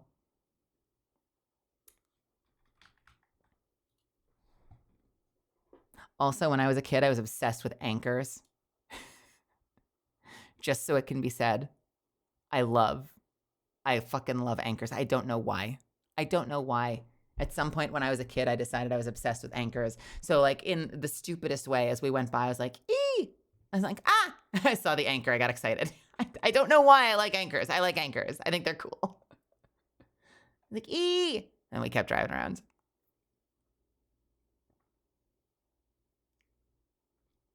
The more water it displaces. Yeah, and the aircraft, I forget the number, but the aircraft carrier can displace a metric fuck ton of water. So that was my table. And I was right in front of a fighter jet. And here's the cool part. Not the one that I was in front of, but right next to me, if I look to the left, they had a whole ass F-18 just chilling. Like I could look to the left and I was looking right into the nose of an F-18. And that is so fucking cool, dude. This was my little setup. I put Melazand on both sides because, you know, I'm mostly here as a VTuber, so I wanted people to see it no matter what side they came from. But I have a bunch of prints. I kind of set it up very rudimentary because I haven't done a lot of this. So I've got GameSoft from Terrain of Magical Expertise, Catalyst, Catalyst, Catalyst, Catalyst, Catalyst, Catalyst. Ooh, baby Catalyst and Catalyst. We've got Peng from Monkey Kid, Demaria Yesta. We've got Buckingham from Requiem of the Rose King, Catalyst, Catella from Dragon Ball Super, and more Melazand at the end. You once fan casted me as Renamon. I would love to play Renamon. Renamon was so cool. When I watched Tamers, I was like, oh, I could play Renamon. I had that exact thought. I was like, I could play this character. This is a good fit. Have a good night, Minecraft Hellhound. Thanks for hanging out. I did learn some stuff. I need to have a better setup, and I need to ask more questions because normally the banner. So this is the first banner I ever got. It's got my big face here, and it has a bunch of characters here. But it's meant to hang behind me, and there was nothing to hang it on, so I had to put it here, and it was too tall for the table. So I had to decapitate or like scalp half of my characters in order to fit it so that you could still see the bottom.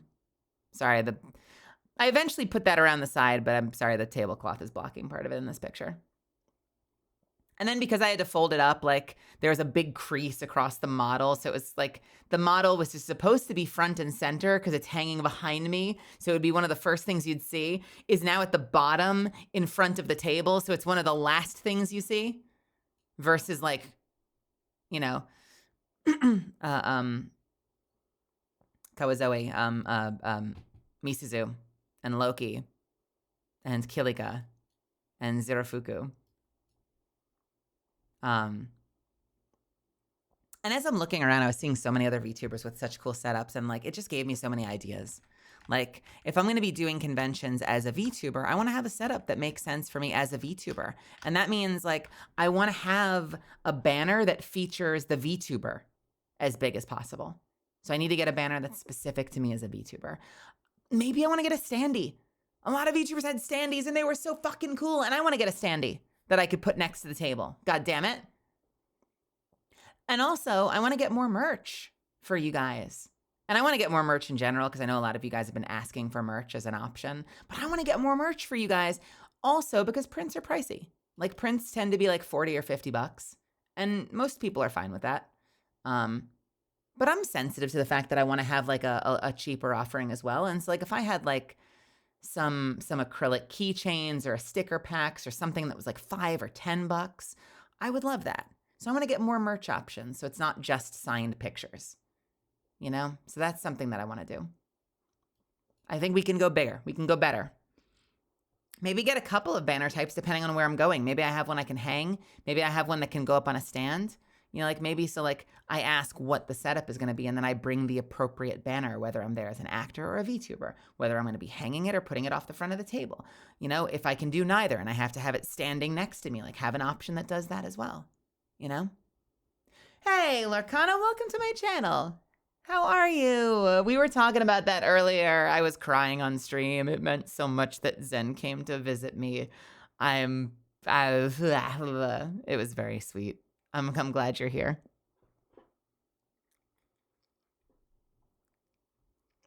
Yeah, so that was the table setup. And then I took a lot of pictures of the stuff. You're not going to see a whole lot of VTubers. I'm sorry. I didn't take a lot of pictures of VTubers. I don't even think I took a picture of Miss Lala's setup. I think I just went around taking pictures of like aircrafts. Although let me go over to Lala real quick and see. I'm sure she has a picture. I want to show you what her setup looked like because it was so cool. It was so cool. Look at this. Look at this. Look, I mean, get ready for immersion warning. Lala's beautiful face. Look at this setup. She had the whole diner with her. She brought the whole fucking diner. It's crazy. It's so inspiring, dude. It's so inspiring. She did like a little flyover too. Like, look at this video. It's going to be a little small on the screen, but look at this video. Maybe I can max it. I'll turn the sound off just so you don't hear the crowd. Look at how cool this setup is. Like, it was so immersive. It was so fucking immersive. And all the merch was on a menu.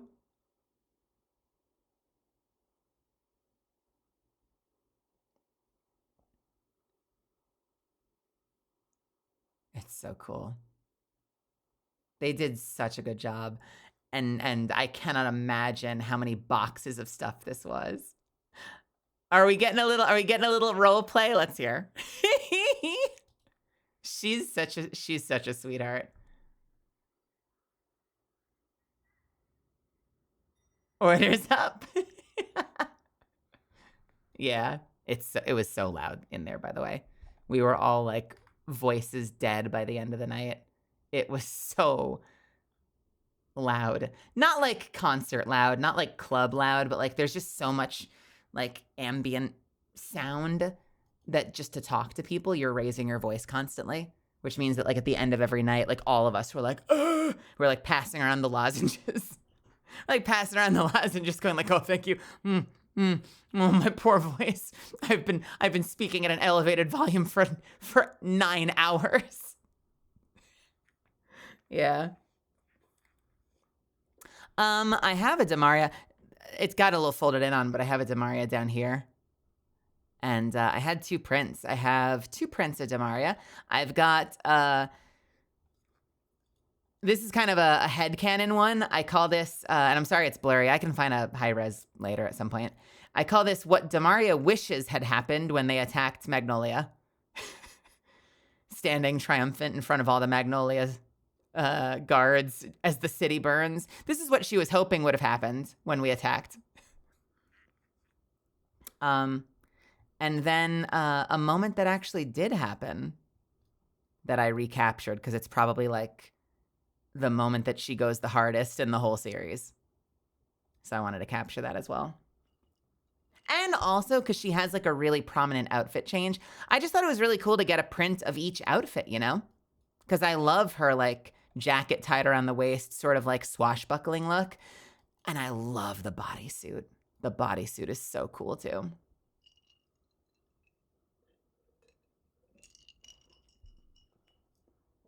Oh, Kagamaru, I hope so. I've never been to Japan. I've wanted to go to Japan forever, and I haven't been able to afford it, or it just hasn't made sense to spend the money. I really would love to go. I'd love to go at the very least for like an ALGS competition because, you know, I'm still part of the Apex cast. But even just to go to like see friends, like I know Merryweather's out there and Rororochi's out there and Elia Stellaria's out there. Like there are people I'd want to see too. So yeah, I mean, God, if there was an opportunity to do a convention out there where I could get taken care of and like flown out, that would be a dream come true. Honestly, it would be so cool. I really hope I get to.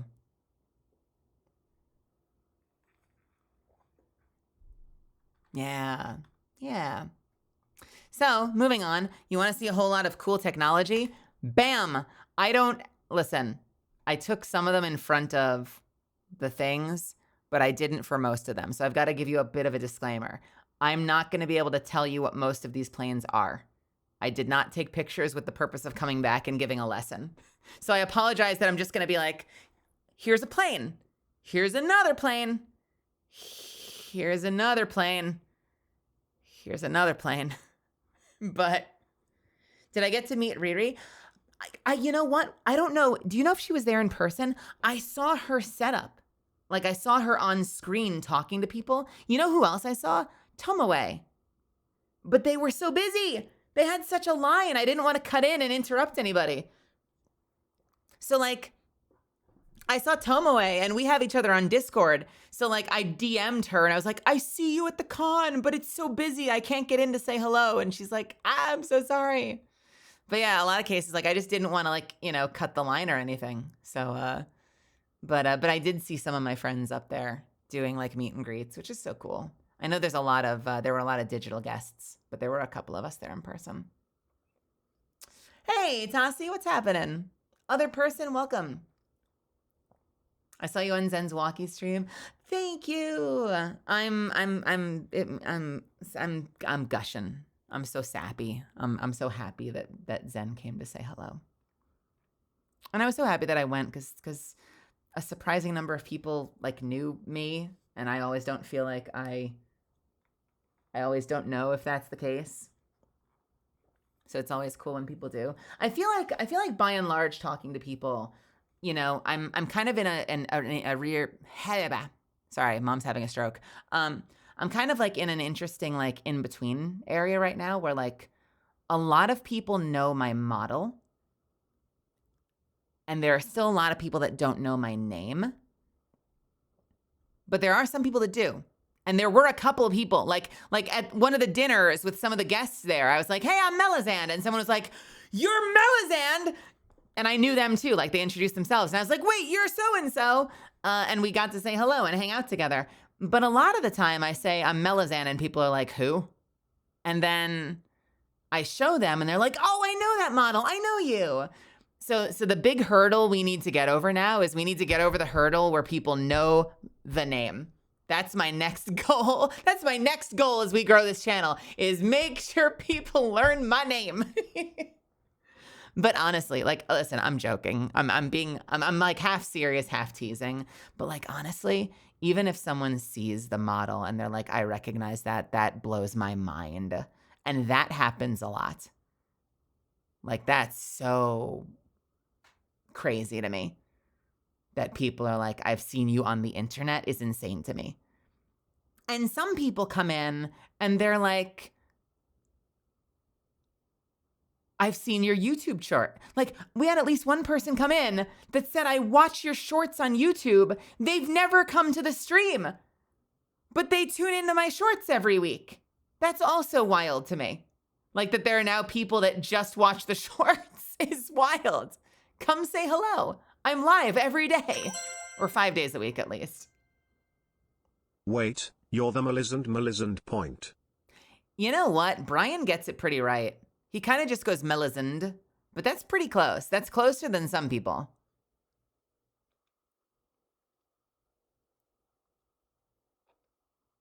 So, plans. That was you, AJ? Wait, really? Was that you? That was like, I tune in for the shorts? Wait, but you're here right now, so that couldn't have been you, could it? I swear that person was like, I only watch the shorts.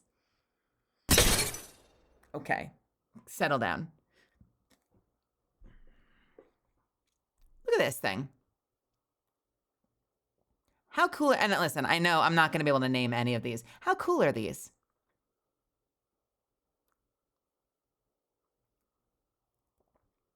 That was kind of loud. I know.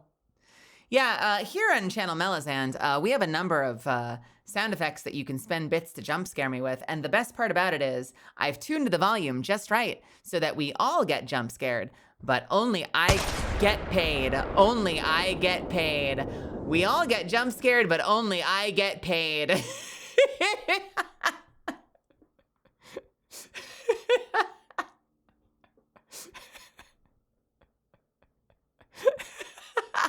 God damn it. Why the fuck are you craving me? I'm giving a tour of an aircraft carrier.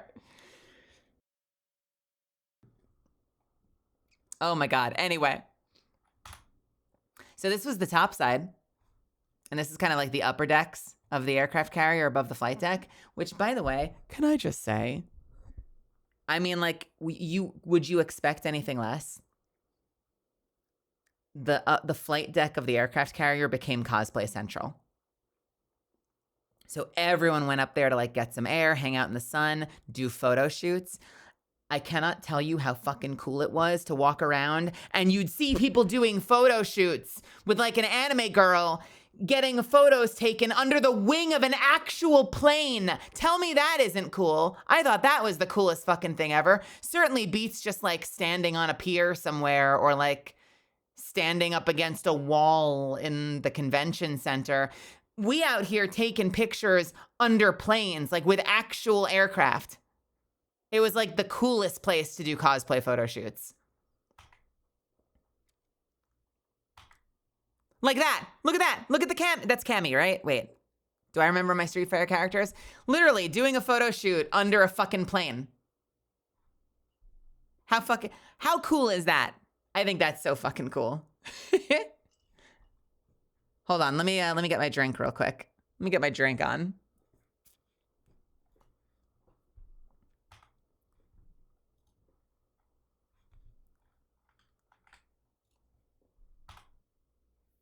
And this is even cooler because it was kind of hot outside. They wanted to be outside, but they didn't want to be in the heat. So they just took shelter under the wing and they were like video chatting with their friends or or like live streaming or something, just like under shelter of one of the wings of a plane. That is so funny to me.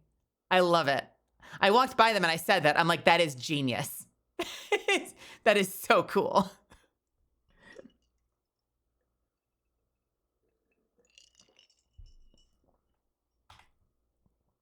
And here's a shot just like straight down the flight deck. Look how big this place is. It looks like a parking lot, right? Like this is the surface of a massive Navy vessel, but it looks like it may as well be, it looks like a parking lot. It's so big. You wouldn't know, like unless you knew, like you know, because like, but if you didn't know, you know, your brain would correct that to all be on the same plane and you'd be like, oh, this must be like the pier of something and this is like one of the streets. You could completely forget that it's a boat. I guess it is. I always love, my favorite things are the little assists that help launch the planes. I didn't see that on this vessel and maybe they just like, maybe they're not on this vessel. Maybe they like rise up and they're under panels. But I've always loved those things when planes take off and they have like the little like flywheel thing.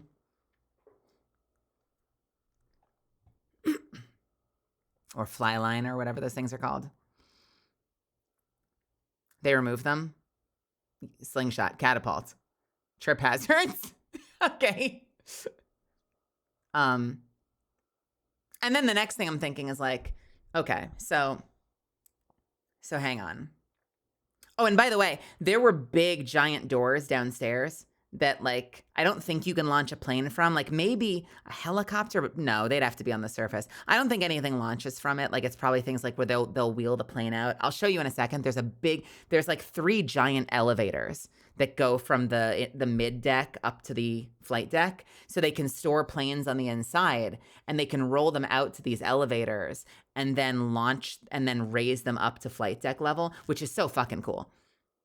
But if you've played video games like Halo or Destiny, I gotta tell you, my imagination was running wild seeing like a giant barn door on the side of an aircraft carrier. I'm like, I just imagine shit launching out the side of it, sending fighters, you know, or drones or something straight out the side of that aircraft carrier, you know, rather than getting them up to the surface first.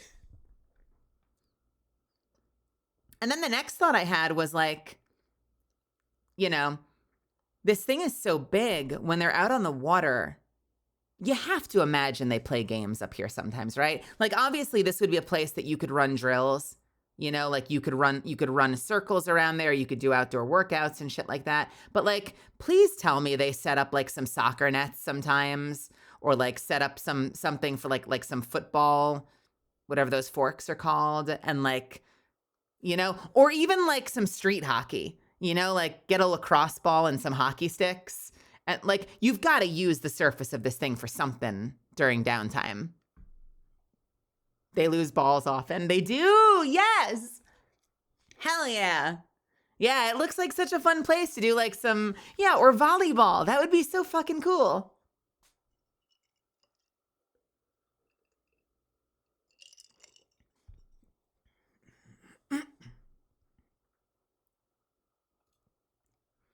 Oh God, I can't imagine diving off the side of this thing. That would be terrifying.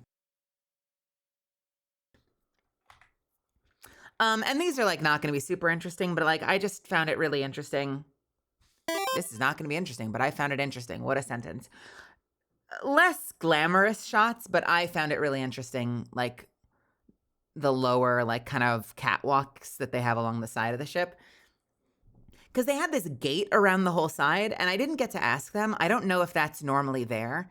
It kind of looked like something that was put up afterwards to protect the deck, like to protect guests. I don't know, maybe it always is there, but it looked like the safety rail looked like it had been installed later.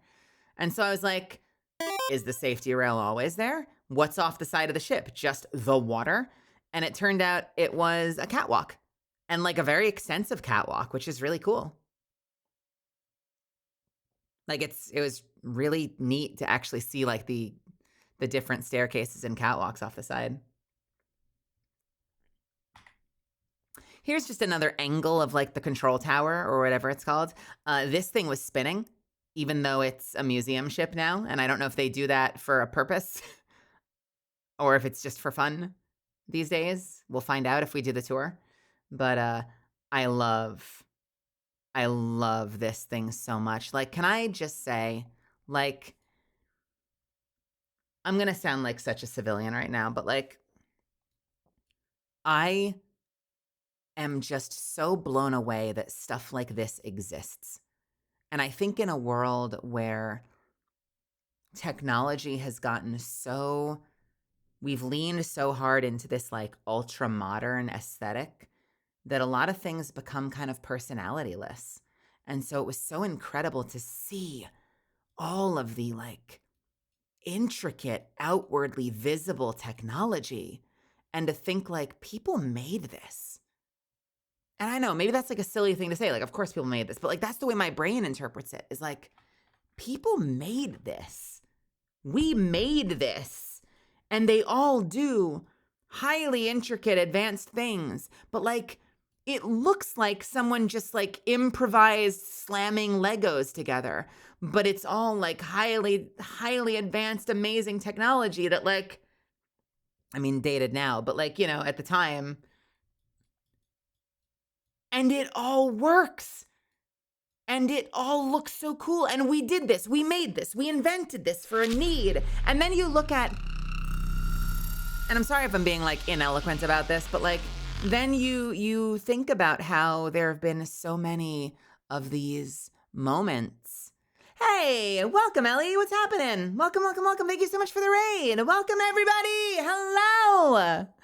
What's happening? My name is Melazand. You can call me Mel. I'm a vampire misfit VTuber, performer, interdimensional bounty hunter, and professional voice actor. And we're recapping my trip up to CarrierCon. I hope you had a great stream tonight in Grand Theft Auto 5. Thank you for sharing your community with me. I really appreciate that, Ellie. I really appreciate that.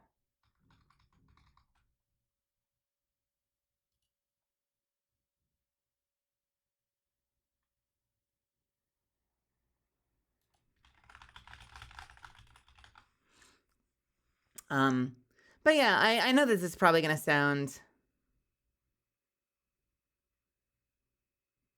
What was that pronunciation? Melazand. Mel is and. I know this might sound a little inelegant, but you think about how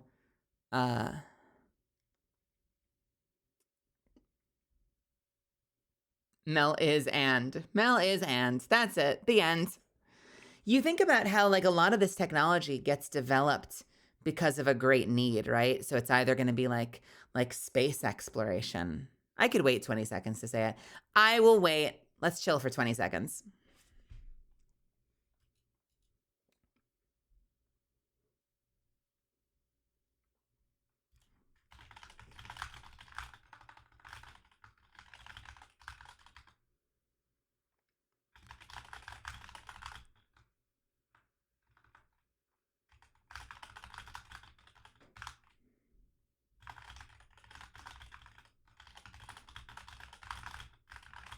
Sorry, let me just send a quick message.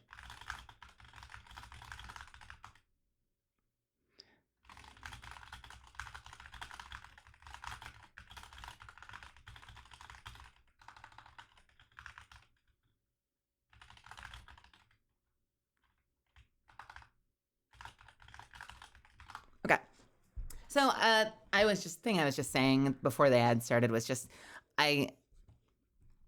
I'm just so amazed that people made this, that like this technology exists, and as intricate as it is, that like we as people, great minds came up with this stuff. And oftentimes like you think about like how I mean the famous one everyone always cites is the MRI, but like things like military technology or space exploration or just exploration in general, like we invent things that then permeate out, and those discoveries and that technology gets used in applications all over the world for so many different things. And oftentimes it starts because of some great like exploratory or military or defense need, you know? But it's I don't know, I'm always just floored at what we can come up with. And I don't want to get too cynical. There's a cynical angle of this as well. Like, and the cynical angle is like, you know, people don't care until it's about defense, blah, blah, blah, blah, blah. But like the positive angle is like, it's amazing when push comes to shove, like what we're able to accomplish, you know, like what we can create and invent together. I think it's really cool. Also, Teika, welcome to my channel. How are you? It's good to see you. It's really nice to see you. Welcome, welcome, welcome.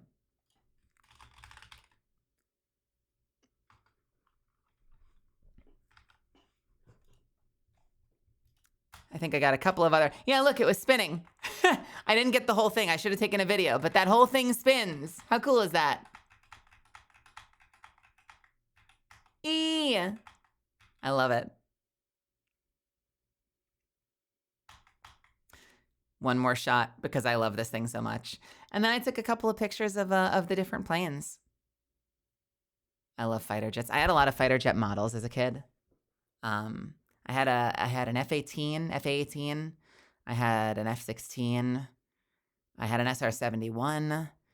I had an F-14 Tomcat. And I think on the deck there was not an F-16, but there was a Tomcat. And there was an F-A-18 down in the mid-body area. And the F-18 was awesome because it was pure gray. And I realized like some fighter jets are like that, but it was pure gray, which means, think about it for a second. If you've ever done a model, it means it looked like my model. Like it actually looked like a giant. I know I'm saying this backwards, but like it looked like a giant version of the model I had as a kid because it was pure gray, just like my unpainted model as a kid was pure gray. And I thought that was so cool. I was like, it's my toy. I made this as a child. I loved that. There's the other angle. I took a picture from the front.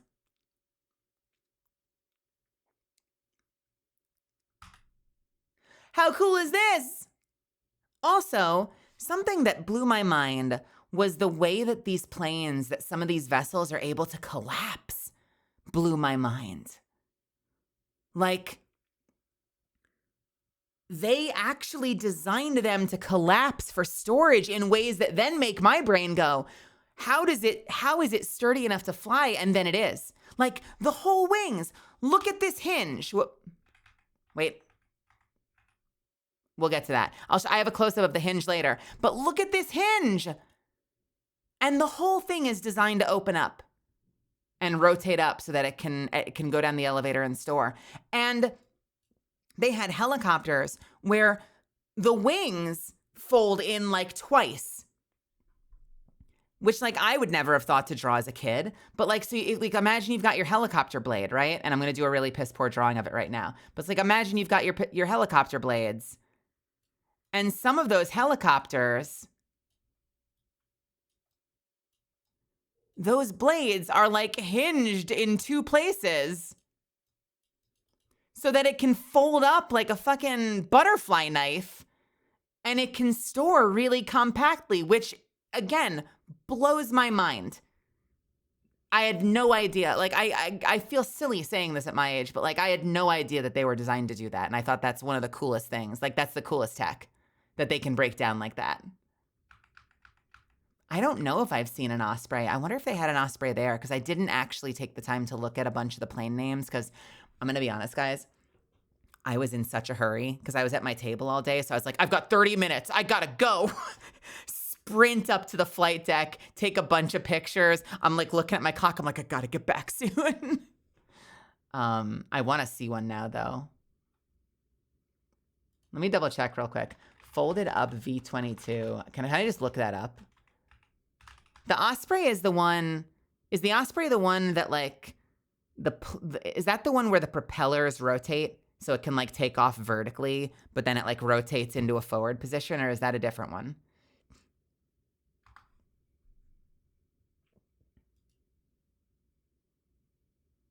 Oh, fuck yes. Fuck yes. Look at that. That is so cool. Wait a minute. I'm sorry. Does the whole thing rotate? So it's normally this. Wait a minute.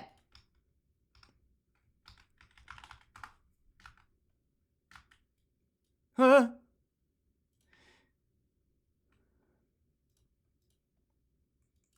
So it's normally this way. I'm being such an idiot with this. It's normally this way so it can fly, and then the whole fucking thing spins, and the propellers all rotate, so it's all facing the same direction. That is so cool. What do we mean out? What did I say? Guys, I'm serious. We're talking about planes right now. What the fuck did I say?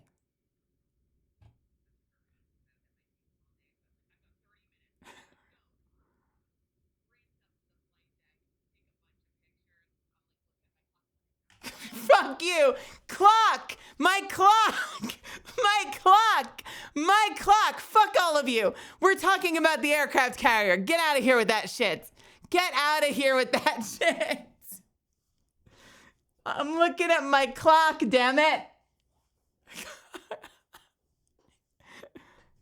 Oh my God, I can't believe you've done this. It's okay, the L is silent. Don't you silence you. Don't you silence us.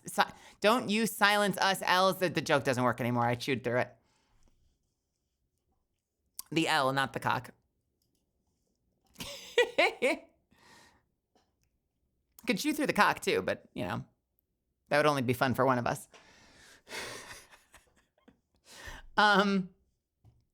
So here's another thing I saw, which I appreciated. So you probably already know this, but so M Rage has a bunch of flight inspired things that you can buy, like belts and tags. Incoming picture of Mel's hip in cargo pants. But I appreciated this because I have their fun spin on it. Remove before flight, and I wear on my hip at all times, remove before fight. Because you always got to be ready for the fight. Yeah, that's kind of semi an ass shot. It's like a hip shot. And I thought that was cute. Remove before flight, remove before fight. Notice anything about this photo, by the way? Anyone notice anything?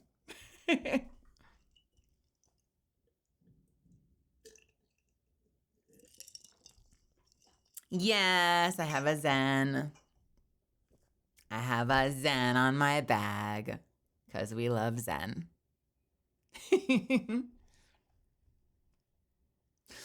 Oh. Don't cry. Don't cry. Don't cry. Fuck. Stop it. We cannot Pavlovian response cry to Zen. That's not okay. She said she wants to make people smile, not start crying randomly. Jesus. Get it together, Mel.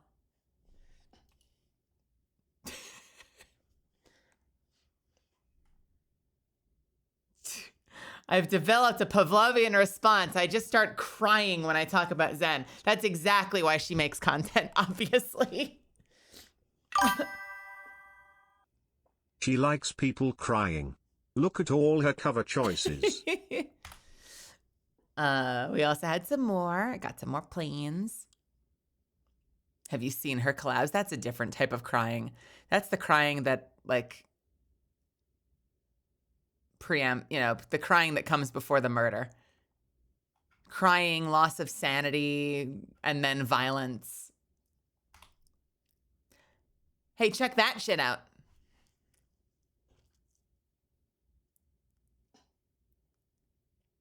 Losing my mind seeing this shit in person.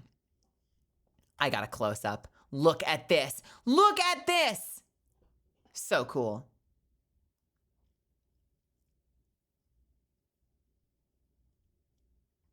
Jet engines are so fucking cool. I know I wanted to get in there and just like sit, like hang out. What could possibly go wrong? If it looks like a little hole to climb in and have a little picnic. Yeah, F-14A Tomcat. Also, Grim Reapers, and it has a fucking mouth on the front. How cool is that? What a cool looking plane. Fuck yes. I had a thought while I was looking at these, and I was like, if you're gonna serve in any capacity in defense, like you never know if you're gonna come back from a mission, right? I imagine. Which means like when you fly out in that plane, you might not make it home. But these badasses are like, but I'm gonna go in and my plane is gonna look like a fucking sick, fucking badass fucking murder machine. like that they take the time to do that. My pragmatic ass would be like, I mean, I don't know if I'm gonna come back or not. I'm just gonna keep it plain, unpainted, super pragmatic. Like, what's the point in painting it? Different brains, right?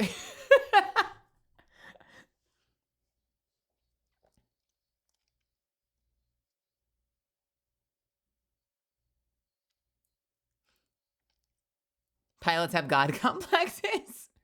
Oh, you know what I was saying? I was saying that Lala has to do that. Like, of all people, Miss Lala has to do that. Like, I swear to God, we need to get something where they, like, decal her on the side of, like, right? She could be, like, the pinup lying there with, like, a tray and a milkshake. She could be, like, the pinup on the side of a fighter jet. I think that would be perfect branding for her. Oh, yeah. Oh, yeah. She loved that, too. I hope she does that someday. That would be absolutely perfect for her. Got another shot from far away just because I liked that I could see multiple planes in it. I mean, it's just surreal. I've never been on an aircraft carrier before. So just being able to hang out in this space with multiple planes just chilling. So cool. So fucking cool, dude.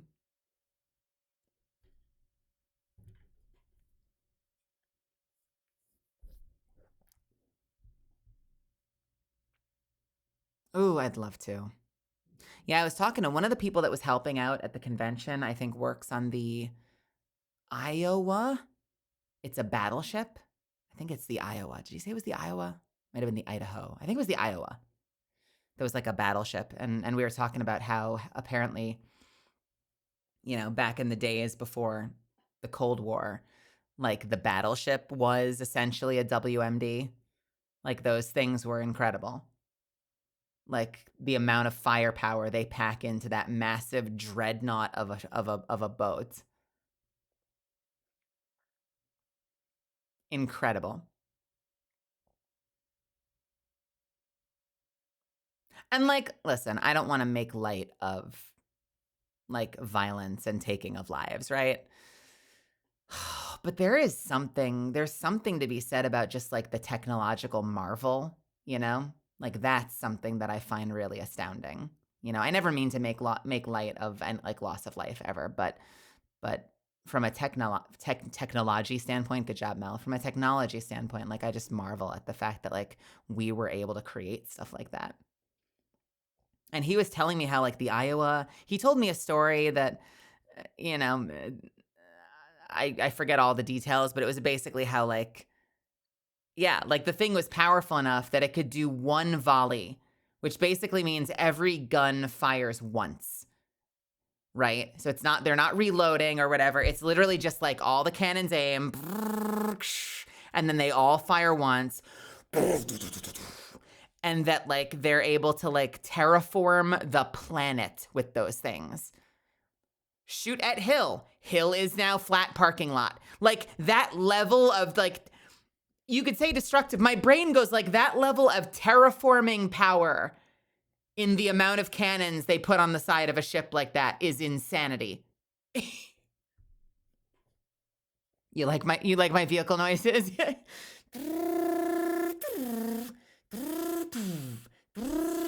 They aim and then they do the that's my favorite part is when like when you hear them fire slightly, like when it's not fully simultaneous, you get that like that sound. That is a glorious sound to my ears.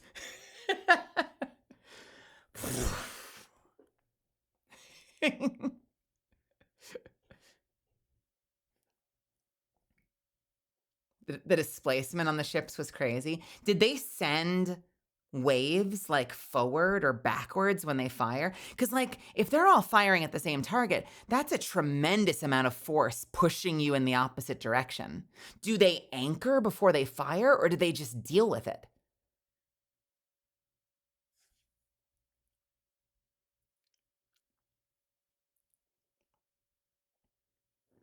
In the pics, you can see the ship move. That's wild. That is so wild. I adapted or I time coded a movie once. There's an amazing, if you like slightly not dated, but like slightly like retro movies. There's an amazing Japanese movie called I think it's called The Great War of Archimedes. And it's about the original like battleship Yamato, which was like this incredible like hulking dreadnought of a vessel. And it's just such a cool movie. It's not a war movie. You see an opening scene, like you basically see the opening scene like of it getting destroyed. Because I'm going to get my facts a little fucked up right now, so please feel free to fact check me. But Yamato is essentially like the Titanic of battleships. It was like the biggest fucking dreadnought of an intimidating warship ever. And it was also like an absolutely insane money sink. And then it got destroyed eventually. And some people credit that as being like a major demoralizing factor in like Japan's naval front during the war. And without spoiling too much, spoiling a little, okay? Like 3 seconds of spoilers for Great Battleship Archimedes, but the Great War of Archimedes basically explores the idea of like this great last hope, massive battleship potentially being destined to fail by design. And the movie goes so hard on engineering because they're trying to figure out like the numbers don't line up. The math doesn't line up. The price they're being quoted at the War Council or whatever doesn't line up. And so it's a bunch of people who are like associated. I'm being very sparse with details, but a bunch of people associated with like that the decision about whether or not to fund the construction of this battleship, being like, these numbers don't add up. We need to get engineers on this. What's happening? What the fuck is going on? Why doesn't the math? And then they discover slowly like that this thing is like built to fail. Like there's no way this thing can possibly survive. And then it's this race against time to be like, we can't approve this because it's gonna fail and people are gonna die. But like, you know, military pride and egos are on the line. And so there's an incredible amount of pressure to like build the thing anyway, knowing that it might be a catastrophe. And I'm probably not doing it justice, but it's a cool movie. I highly recommend it if you get a chance. It's really fun. Also, they do the fucking, this is so funny. They do the fucking anime mirror glasses in real life in a goddamn live action movie. And I simultaneously can never forgive them for that. And also it's genius. It's fucking genius. And I have it saved somewhere. I think I have it in this folder. You've got to see this. What the fuck did I label this under? I know I have this in this folder. Let me just scroll down real quick. I have a folder full of iconic GIFs that I save. Where the fuck is it? Did I call it Archimedes? No, where the fuck is this video? Hang on. Scrolling.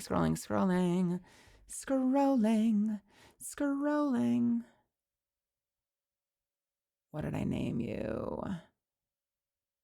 What did I name you? It'll be worth the wait if I can find it, don't worry. Only a Sith deals in absolutes. Is it not here? Is it in my bulk folder? My unsorted folder? I know I have this thing. I can't not have this. Here it is. Yeah. Nice. Look at this. Look at this. They do the glasses thing in real life and it's fucking, I hate them and it's genius. Look at this. They know what they're doing. They know what they're doing with that fucking shot. I can't forgive them for this. How fucking funny is that?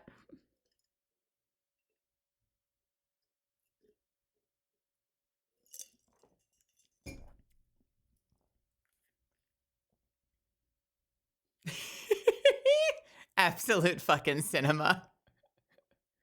Yeah, I really liked it. I've watched it more than once. It's you know, there's like it's a good balance of comedy. It has like these anime moments like this, but like overall, great fucking movie. Anyway.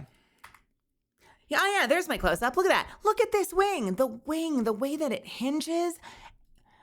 It's so cool. What the hell is all this? I don't know.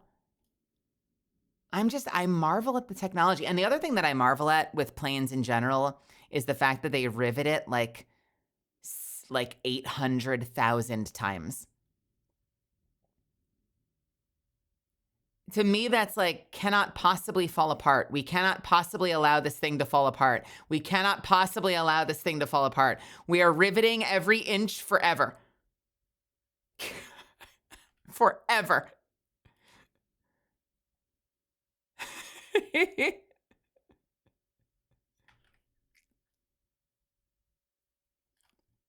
Oh my God, anger with the picture of the broadside shot of the USS Iowa. Look at this thing. That is just stunning. That is stunning to see. Holy shit. That's wild. Absolutely wild. I'll do the sound one more time for you guys.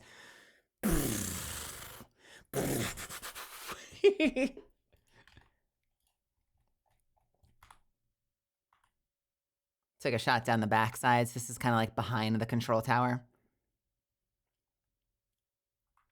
I loved this shot because like just going through the holes. By the way, totally got lost in there. 100%. Totally got lost in there. and it's just room. I thought it was a mirror. There were so many doors in a line going down the side of the ship on one deck that I'm like, and there were some people down there. I must have looked like a lunatic. I was moving my body and waving my hand, trying to see if it was a mirror. And I'm like, I don't think the other one's moving. I didn't have my glasses on, so my vision was a little fuzzy. I wear glasses sometimes. I live without my glasses most of the time, but like my long distance isn't great. But I'm like, I don't think it's moving. I don't think this is a mirror. I think it's just that many rooms in a row. Like I feel like I'm in the liminal spaces. Like I feel like I'm in a weird shadow realm right now. Like the doors go on forever and something's chasing me. Also, I don't know if this is like an anti-flooding thing. I need to ask them about this. A lot of the decks have the doors higher like that. And man, I almost killed myself like 3 times. Like, rip my ankles. I got very close. That is vile. I assume that this is so that these can close. So if there's flooding, they can seal it, right? Because I haven't seen a lot of Navy stuff, but I remember even in like Battlestar Galactica, they like have decompression areas where they can like seal off parts of the ship. But another thing that's wild is that the height, you know, if you're not somebody who,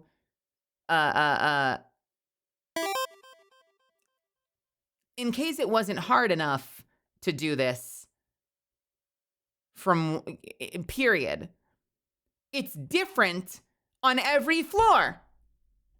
So like one of the floors, I'm going to get a little loud for this one. One of the floors looked like this, and they were like, you know, maybe about 1.5 feet high, and they'd fuck your ankles, and you'd have to be really careful not to fuck it up, right? And then on one of the floors, it was like down to here. And apparently that's because on that particular floor, they move a lot of munitions. And so they have to make sure it's very easy to get through the door. So they keep it low so that they can like roll and cart through munitions from one area to the next. And I'm like, that makes sense. But then on one floor, I shit you not, it was like this. And I'm like, what is that for? Is that just because fuck you? That's the go fuck yourself, like troll floor? Like that's just to make you work out. Like, you want to go into the next room, you've got to hop a fence. Like, what is the purpose of that one? That just feels like you're being mean to your crew at that point. Maybe it's more susceptible. Yeah, I mean, maybe you're right. Maybe it's literally because it's more susceptible, like a lower deck. I forget. He was telling me about it. I don't remember where you were in relation to the waterline, though, because honestly, it's like limbo in there. Like I lost track of what floor I was on. I was walking around forever and I'm like, where is the main deck? And then I went up 2 flights of stairs and that was the main deck. So like my concept of Y level, like just to like use a Minecraftism. Also, bad data, welcome to my channel. My concept of my Y level was just destroyed on this aircraft carrier. I had no idea where I was at any given time if I left the main area. I got so fucking lost. Hey, maybe it's that you're like the tall one is floor 4, the low one is floor 2. You know, like you're like, I can judge by the portcullis or whatever, portcullis. You were almost taken to the back rooms, but you got out in time. Isn't that a trippy photo though? Like imagine staring, let me get closer. Imagine staring down that and it's just like, that just goes on forever. Or more approximately, it goes on for 4 rooms, but it felt like it went on forever.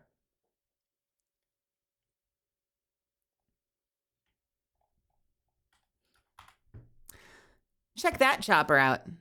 Again, I'm just amazed that we create stuff like this. I'm amazed that we've designed, and this one I loved the most because it was so like industrial feeling, you know? Like it's just like in gunmetal. You see every single rivet.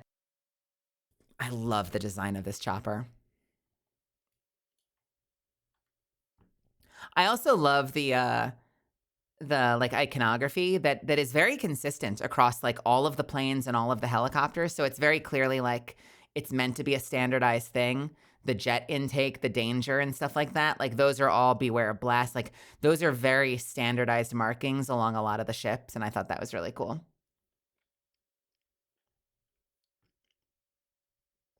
Yeah, there was a crew. There was literally people that were there to sleep over. And at the end of the day, they would check everyone in and they did like a security, like wanding and stuff like that. And I guess you sleep downstairs just on the bunks, which cannot be comfortable, but must be super fun and haunted.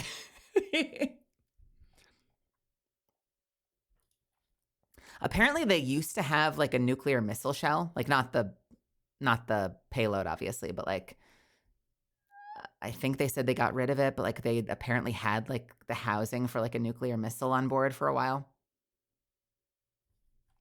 I was very sad I did not get to see it. This one, which I forget, the Phantom.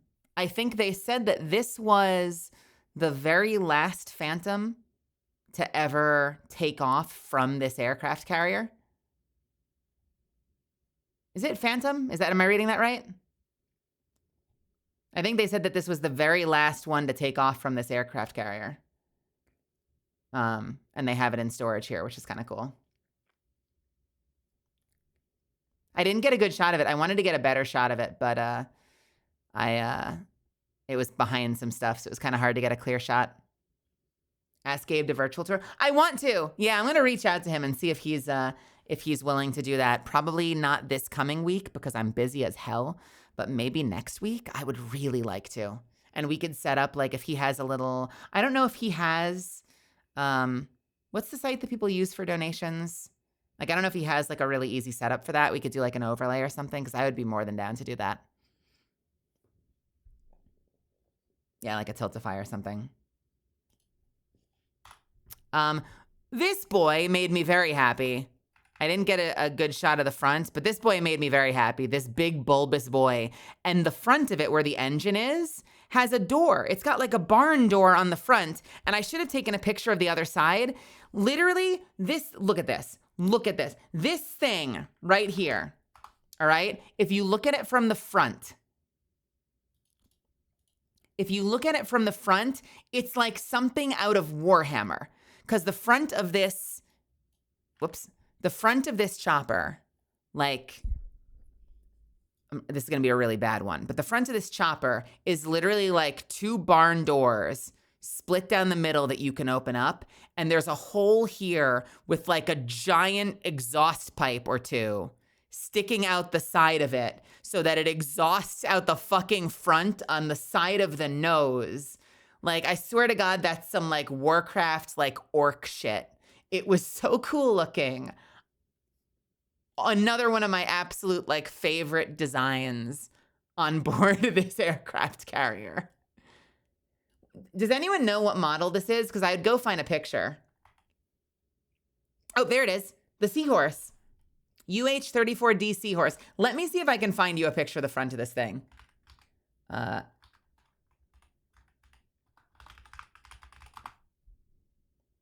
yeah, that's it. You know what? This will probably be more than good enough. It's gonna look, it looks smaller than I made it out to be, okay? Listen, it's a perfectly average sized exhaust pipe. I've never gotten complaints about the size of my exhaust pipe before, okay, Misfits? Chill, relax, settle down.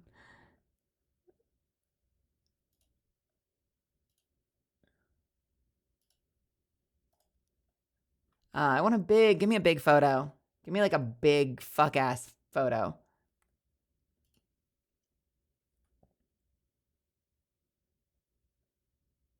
We might have to do with a zoomed in one that's a little bit less big.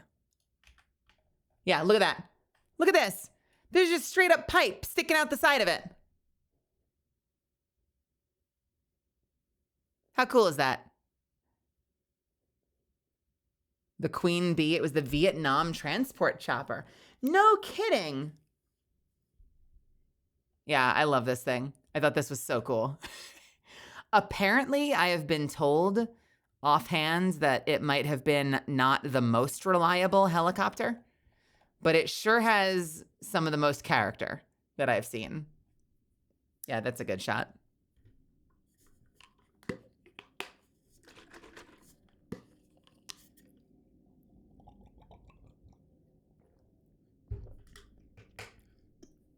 And now I want to see it with the front bay open. Like, I imagine that the engine is in there. So, like, I want to open that up and see what the thing looks like. Like, can I look up, like, a UH-34D engine? Can I see that, like, with it open? Oh! Oh, my God. This is the coolest helicopter. This is the coolest fucking... Let me find a big one. I'm losing my mind right now. I'll just zoom in on the other one because that was a great shot. This is the coolest fucking helicopter. No, Reddit. Oh, fuck you, Reddit.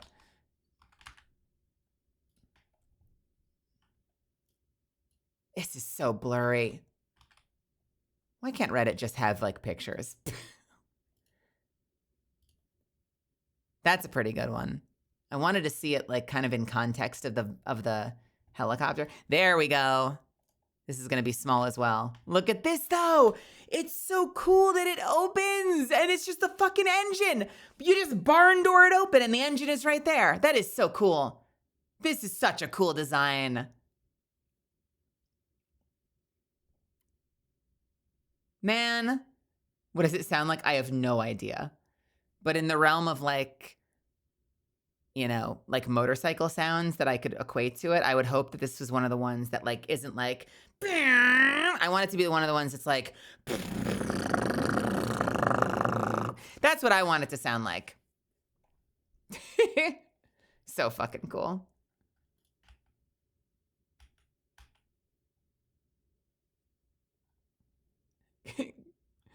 Can we YouTube it?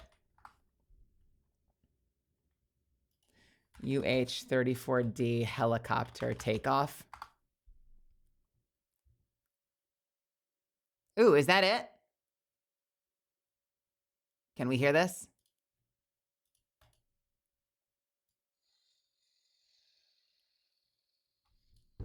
Iconic. Wouldn't it be funny if it went by and all we heard was soy, soy, soy, soy, soy, soy, soy, soy, soy, soy, soy, soy, soy.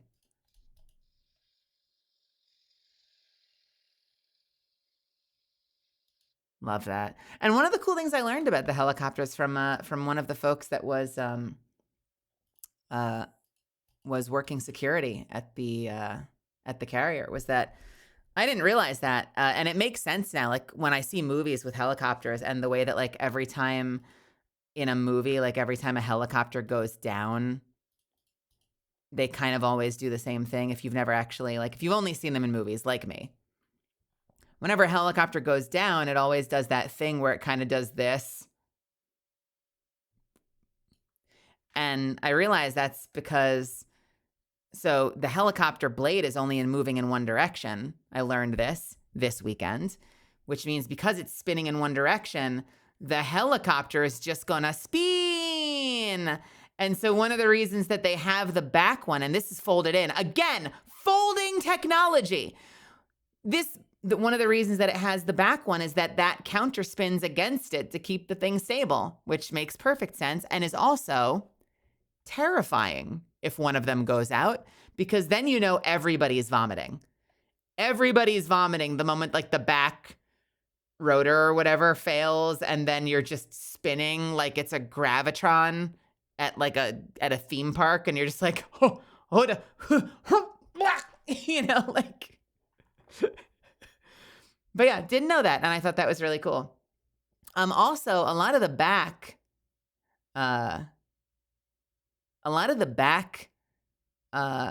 things fold, and when they fold, you'll see like, you know, the hinges that we were looking at before, where like it kind of like hinged open,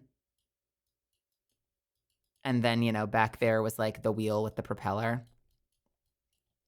On both sides, you'll actually see like the thing that's spinning it, where it connects. And so in some of these older copters, they basically had from the engine, you know, this is an engine, just trust me. They had one of the, I forget what they're called, but they had like, a rod going all the way to the back of the ship, spinning to run the back rotor. And when it separates to compact to like store, they have a separation in that rod so that it can like key together with a whole bunch of like indentations on one side and a whole bunch of spikes on the other, so that it will connect like gears and it will connect like securely, and then the whole thing will spin, and then, the propellers will spin. And I thought that was also super cool.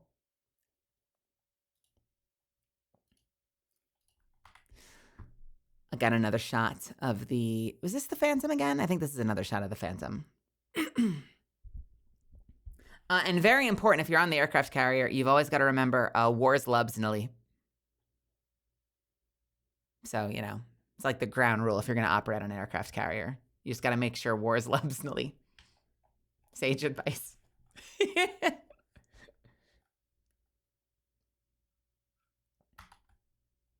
Got another. I don't know if you know this. I don't know if you can tell from my photos. I kind of have an obsession with these jet engines. I can't get over the design. They're so cool to me. So I had to take a close-up of the jet.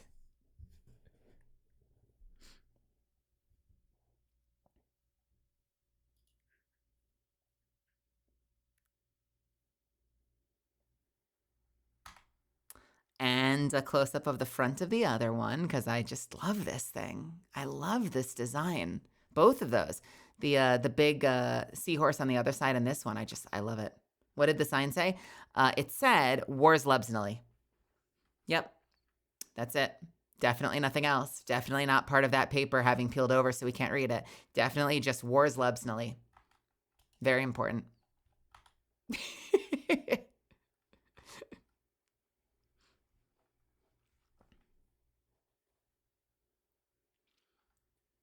I love the Warlubs.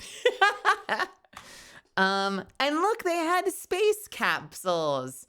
Tell me that isn't fucking cool. There were 3, bare minimum. There might have been more. I saw 3 space capsules on the aircraft carrier.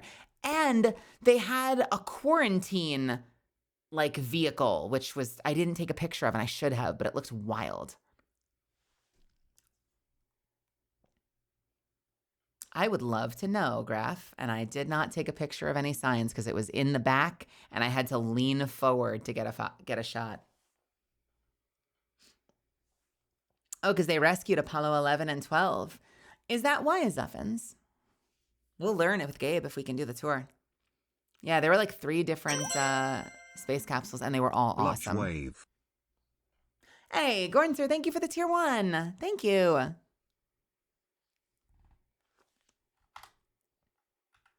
Oh, the quarantine because they rescued. Yeah, they were telling me that apparently back in the day, there was a moment in time where like we were really terrified of bringing something back from space, some like secret alien illness. And these days, because of the kind of science and study we do, and especially looking for organic life that could exist on like a molecular level, we're really worried about bringing things up into space. But back then, like you had to do a major like detox quarantine before they would let you back, into your life when you got back to Earth. So I think they were saying like with one of the Apollos, when they got to the capsule, they like got like out to the water and they got out to the space capsule, and they threw in some quarantine suits, and they're like, all right, we need you guys to put those on and then we'll let you out. We'll let you out once you're suited up. Hey, 04 Nerd, what's happening? Welcome to my channel. And it's a little sad because this used to be bustling and full of life, because there were setups and screens and merch tables and artist alleys along the whole thing. But I took a picture at the very end of just like the open area with only a couple of posters, because it was really cool to see just like what it looks like looking down the center of the deck.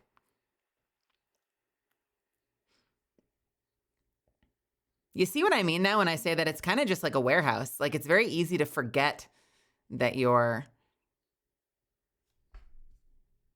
on a boat. Do I not have a picture of the elevator? Hold on. Give me 1 second.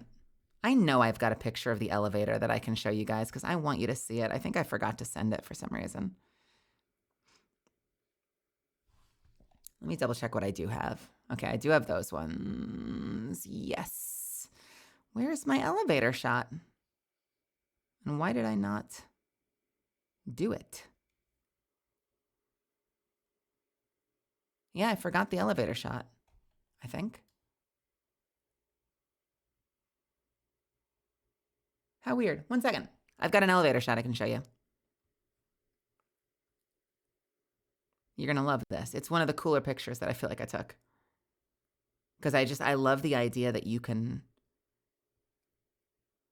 store all of these planes in the inside of. I guess I never realized that as a kid. Like, you don't know what's inside it. You only see it from the outside, right? And so as a kid, doing like my little battle drawings with my friends, I vaguely knew that an aircraft carrier like sort of looked like this. And from the top, it sort of looked like this. And that's about all I knew, So seeing in person, like, oh, fuck. And then they can have all the planes and stuff stored inside to keep them safe from weather, keep them safe from attacks, blah, blah, blah, transports. They can have extras, who knows? And then they elevator them up to the top. That makes such perfect sense. But seeing it in action, I'm like, this is so cool.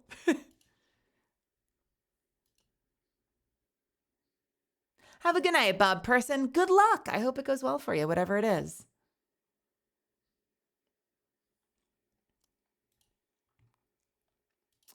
Check this out.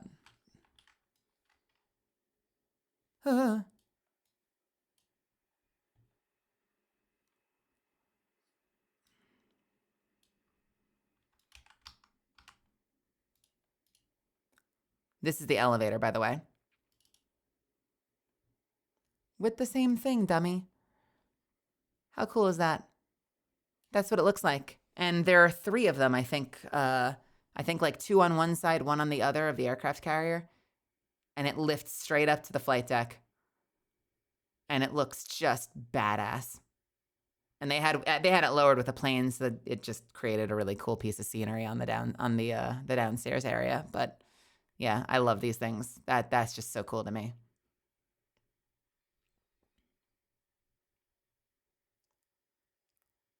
So neat.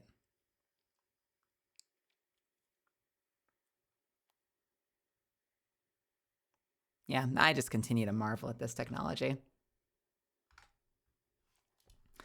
And they had, does anyone remember which one this is? This was one of the, this was a space capsule that they used for testing, if I remember correctly.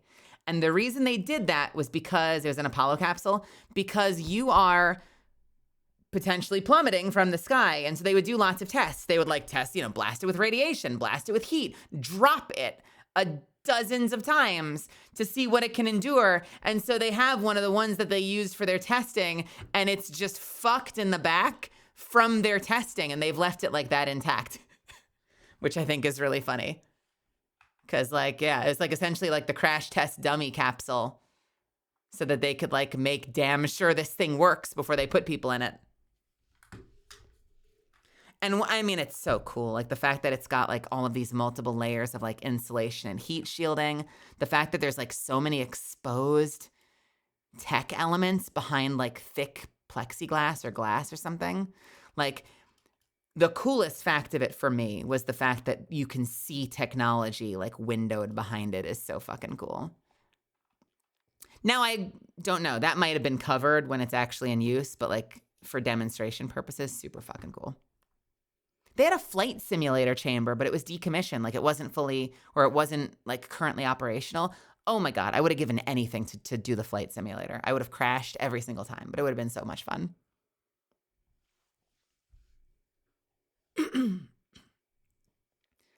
We didn't have FEA simulation to test. We had to build things to see what would happen. Yeah, exactly. It's like when they take new cars and they slam them into walls to see how they crumple, to see if the driver is going to be safe. And I was told, I believe, I was like, what do they make this out of? I'm like, is it insulation? Is it blah, blah, blah? And I believe I was told that we no longer know fully because the design / like recipe for all of this stuff was lost. So there are aspects of this technology that like certainly they could dig into it and figure it out. But like there's aspects of this technology that we just don't know anymore. Like the records are gone, but we have it.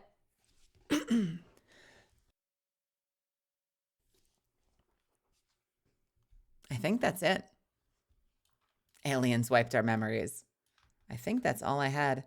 Oh, and then I got back to Los Angeles and I went, and this is such a non sequitur, I went and got a delicious cold brew and grilled cheese and tomato soup. And I got to tell you, the tomato soup, guys, it was just marinara sauce. Like it was pasta sauce. And I'm not complaining. I was fine with that. I've had tomato soup. It's okay. This was just creamy pasta sauce, which was amazing. Have you ever dipped a grilled cheese sandwich into pasta sauce? Jesus Christ, it was like heavenly. I was climaxing every bite. 10 out of 10 would recommend again and again and again and again, baby. Again. Stop. I can only get so fat, says Project Zero.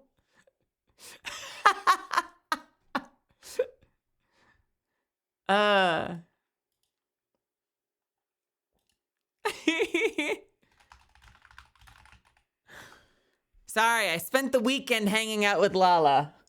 I spent the weekend hanging out with Lala, all right? We've merged minds a little bit. I saw the funniest tweet. I showed it to her and she cracked up. Ad-free tweets. Meeting Miss Lala IRL is like meeting a funnier, more whimsical version of Miss Honey that says bitch, dick, balls just as much as I do. She's not wrong.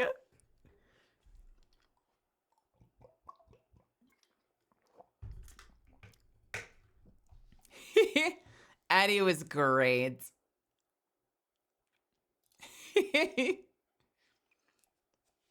What am I checking, Anger? What do you got? What you got? Or wait, where did you say? Someone said to check something. What am I checking? The Discord photo section.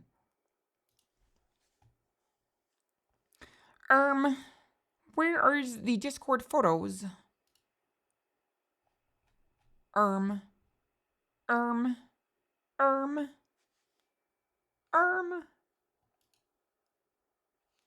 Oh, that's cool. I appreciate you cropping me out of it, but and this is not what was being shared, but from earlier, a shot of Zen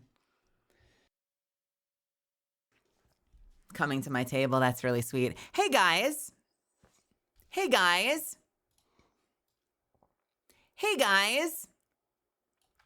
have a question.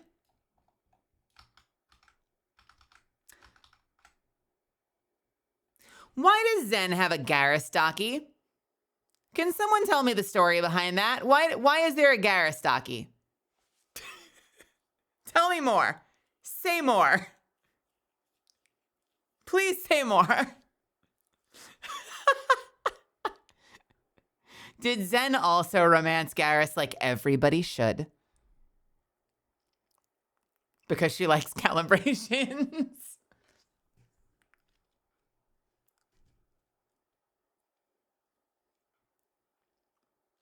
Oh my God. They both look striking. I love this design. They both look striking, but I cannot get over this hair is so fucking cool. Holy shit, dude, that's an amazing design. Oh my God, Bird's hair is so fucking cool, dude.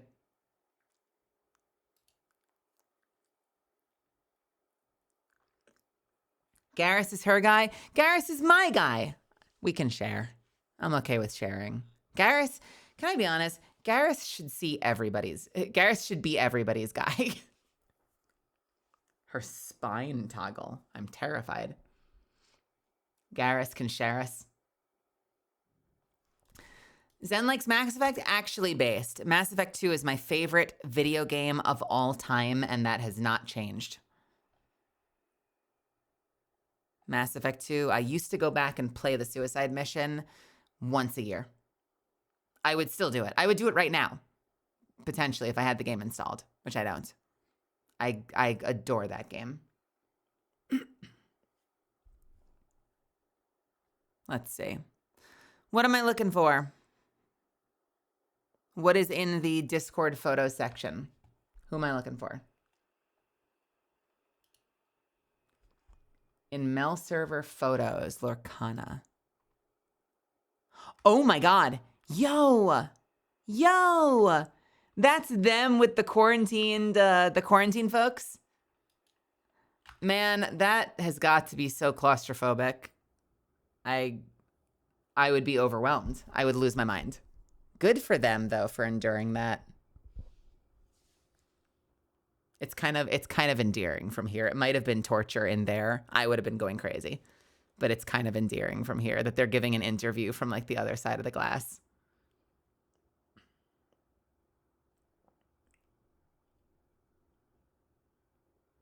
That's so cool.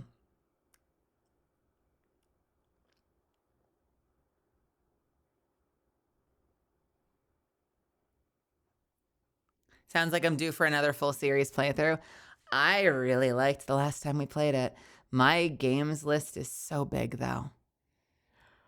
Like my backlog is fucking enormous. I can't imagine replaying another game series like that big again, just like delaying everything else again.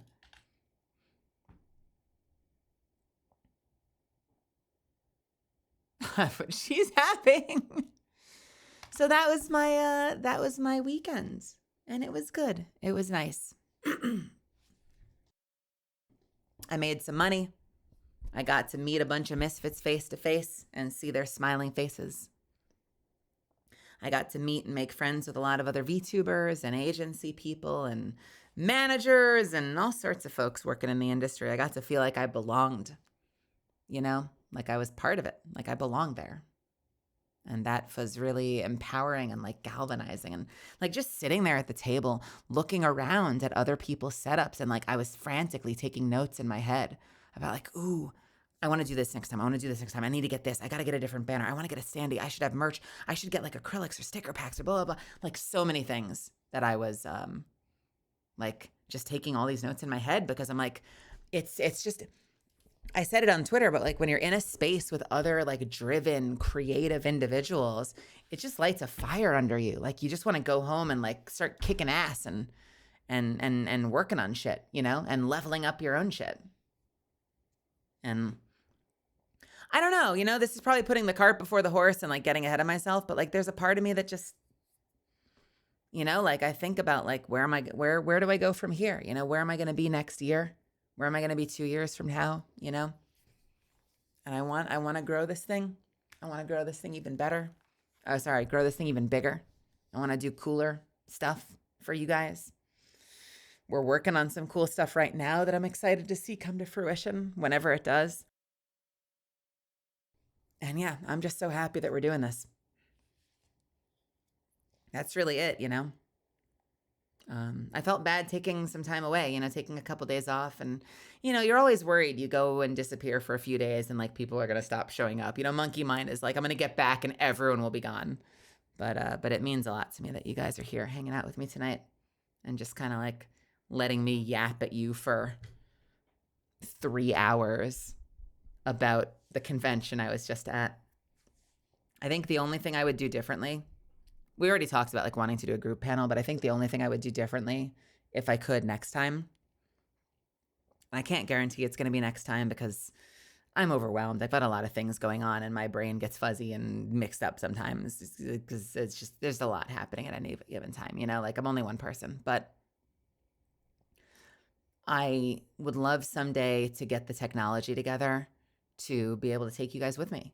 Like, and I don't really want to do face cam streams, but I know some people like Heavenly Father and Onigiri and other folks have done streams where they like do walkarounds at the con. I'd love to do that. Like one of two ways, whether I am walking around with like a selfie stick facing forward and I'm taking you guys with me, or even if they have a setup where I can like bring, I can bring my VTuber files on a thumb drive and set them up at a computer there, and then one day like pilot one of their segues or whatever and like do a stream from the con as me where I can like roll around with you guys, Like either one, honestly, whether it's on my body or whether it's like part of like one of the iPad walkarounds, like either one. It would be cool to be able to go to a convention and set aside time to take you guys with me and do a stream. That's the one thing that was missing that I wish that I could do and that I hope to do. I can't guarantee next time, but in the future, it's important to me.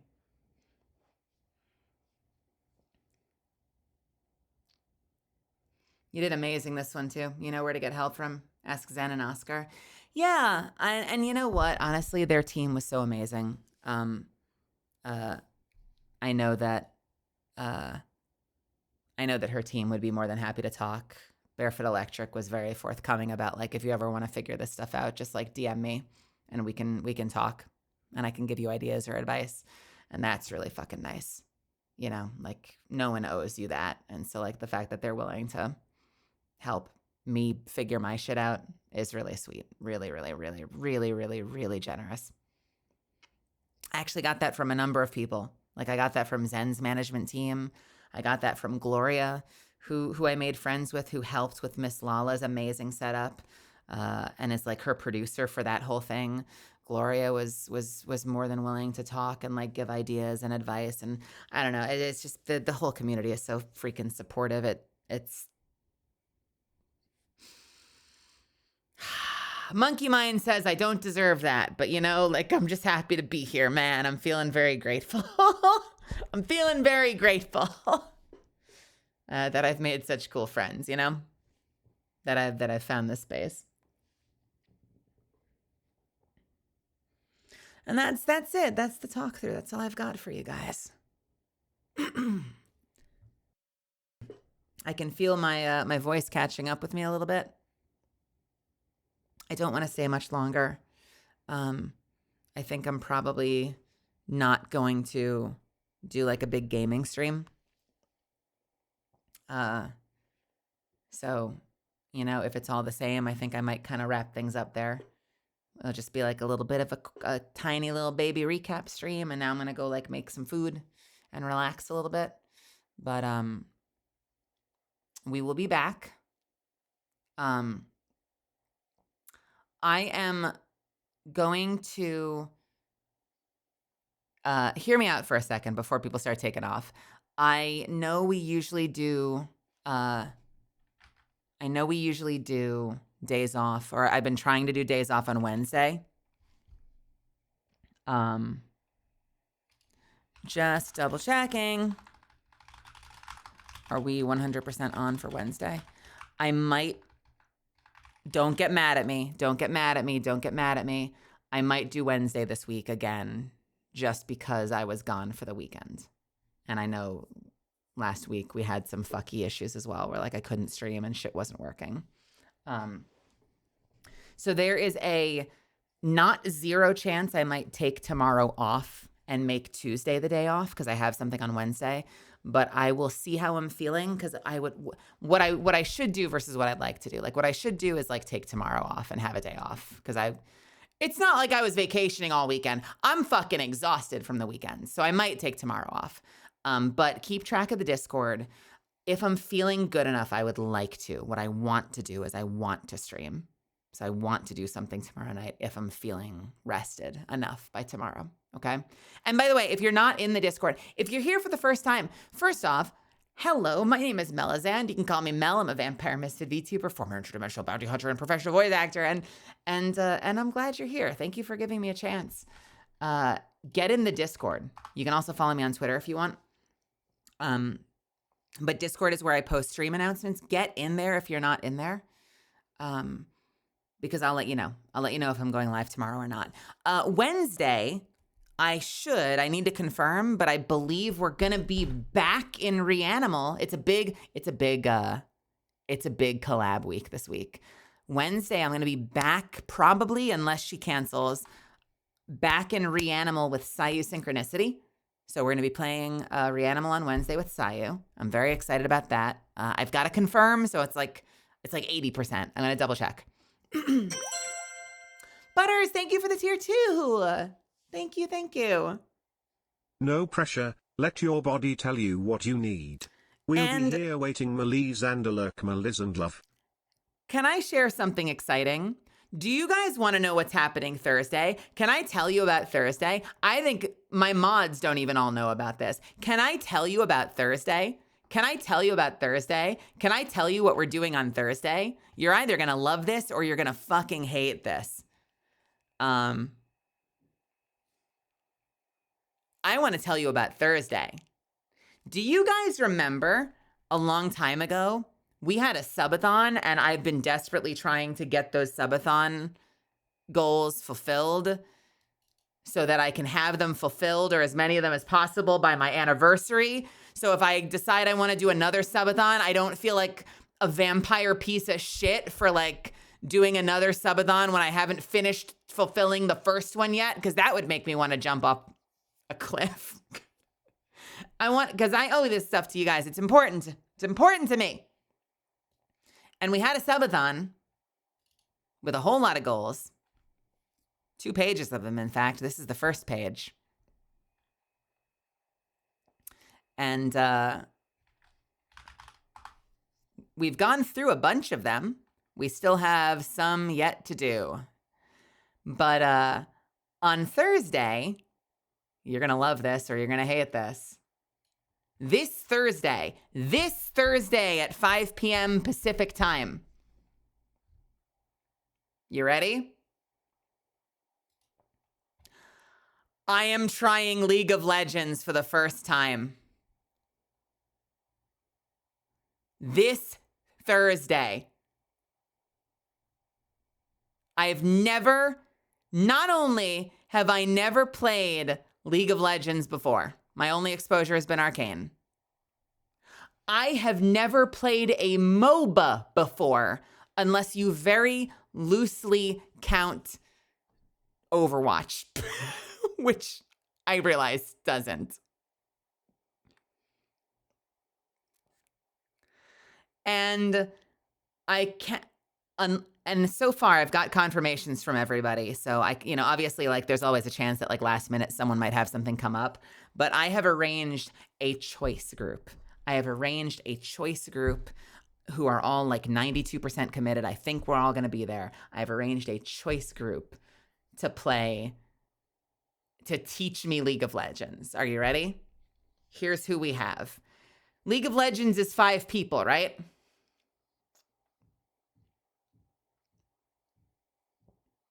So, obviously, you have me, Melizand. Okay?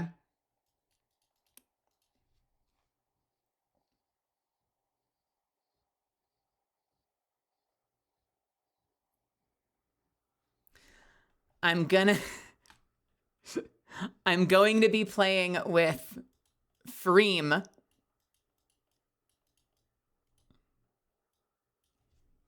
Who was the first person that organized it with me. I realize it's kind of hard to read. Please bear with me. Freem is going to be there, so we already know that it's going to be like rabid animal gaming. We have Sanson.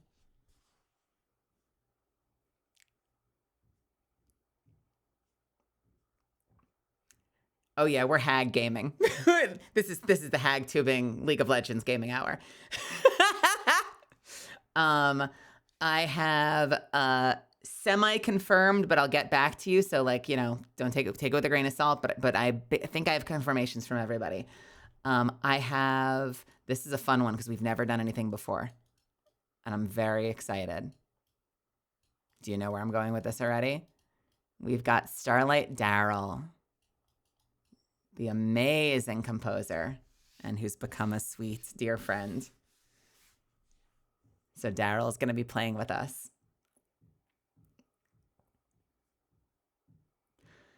And the last passenger on this crazy train, who I just got a confirmation from. Oh, I hope she's able to do it. She says she's free. Ooh, I've got Ellie, En. So I'm very excited. Ellie said she was like 80% sure. So I should have Ellie as well. So I think we put together a pretty good group. What do you guys think? I think it's going to be a lot of fun. I'm also praying because things come up sometimes. I'm like, ooh, please no one get some. Please no one have something come up. Please no one have something come up because this is a great group. I want it to work out. I want it to work out. Yeah, so this is going to be fun.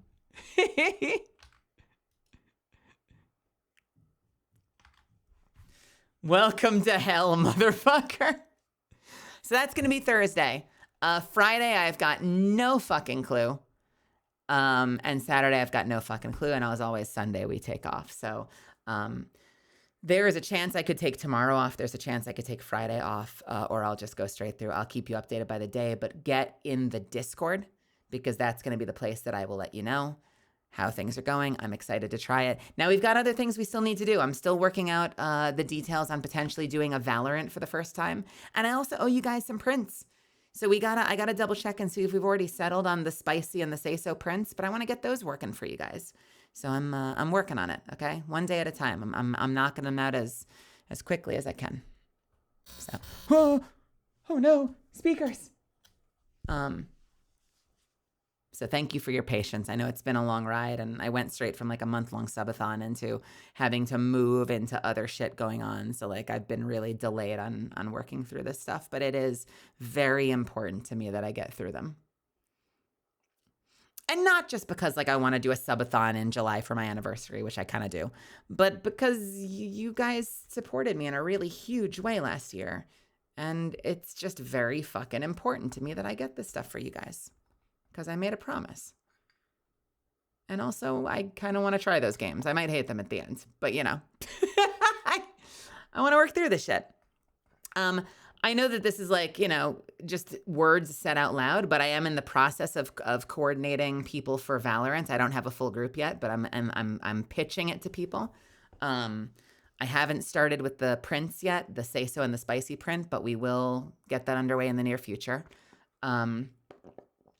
You're going to love this. I know what song I'm singing for the cover. I owe you guys a Miku cover, and I know what song I'm singing. Not only do I know what song I'm singing, but I have a musician picked out who's going to be working with me on it. I still need to find an artist, and I still need to find a video editor, but very early planning stages. I'm starting to get underway with the cover. So I can't guarantee it, but perfect world, it would be sick to...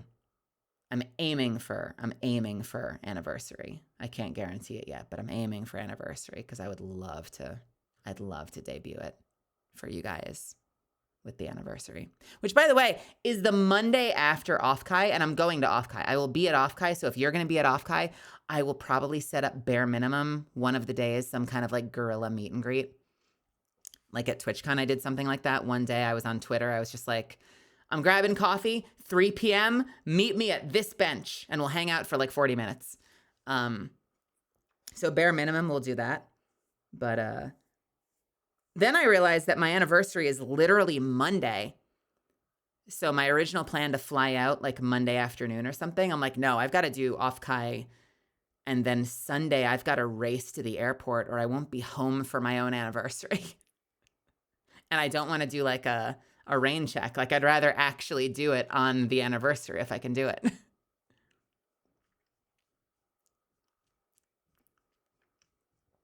I will have gifts for you. That's very sweet. The only thing I ask is if anyone brings me anything, if you ever meet me, I can't accept anything that you eat or that goes into you in any hole.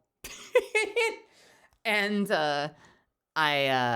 you just have to be mindful of like the fact that I'm usually packing pretty light. So like if it's something big, it's going to be kind of hard to get back to me.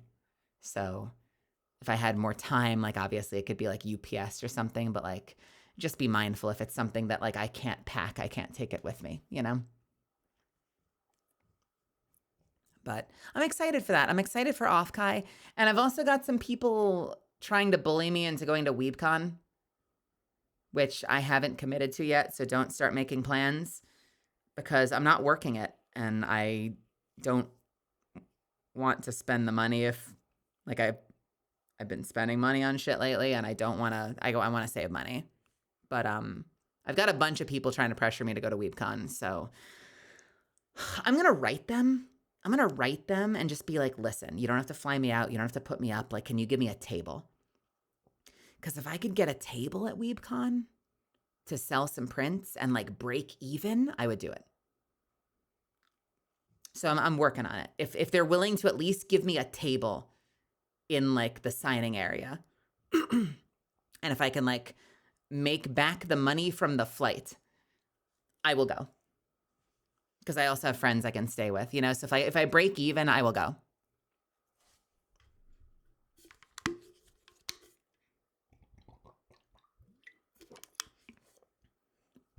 All right. That's my show. I'm tired and hungry. So I think I'm going to figure out who we're rating and get you guys out of here. But I really appreciate you sticking with me and being here with me today. It really meant a lot to me that you were here for the comeback stream. And I know I didn't like advertise it on Twitter or anything, but the fact that, hey, Raven Scribe, I'm sorry, Raven Scribe. I hate when people show up and then I'm leaving immediately. But I appreciate you being here.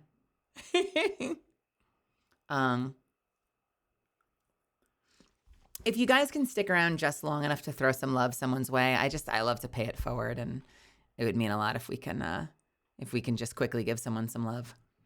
And then if you end up somewhere else, I hope you have a wonderful rest of your night. If you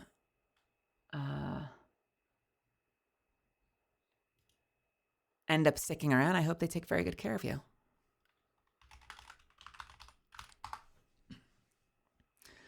We are going to go say hi to, let's see. Oh, well, Sayu's live. And Sayu needs to confirm if we're playing together on Wednesday. So let's go say hi to Sayu. Let's say hi you to Sayu. Big announcement. Jesus, people, stop with the announcements. It's hard to keep up.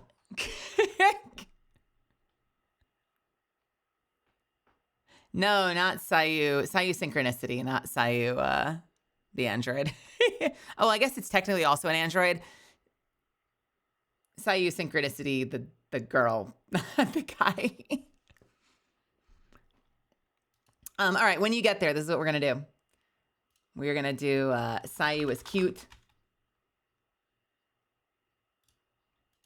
And we're going to say...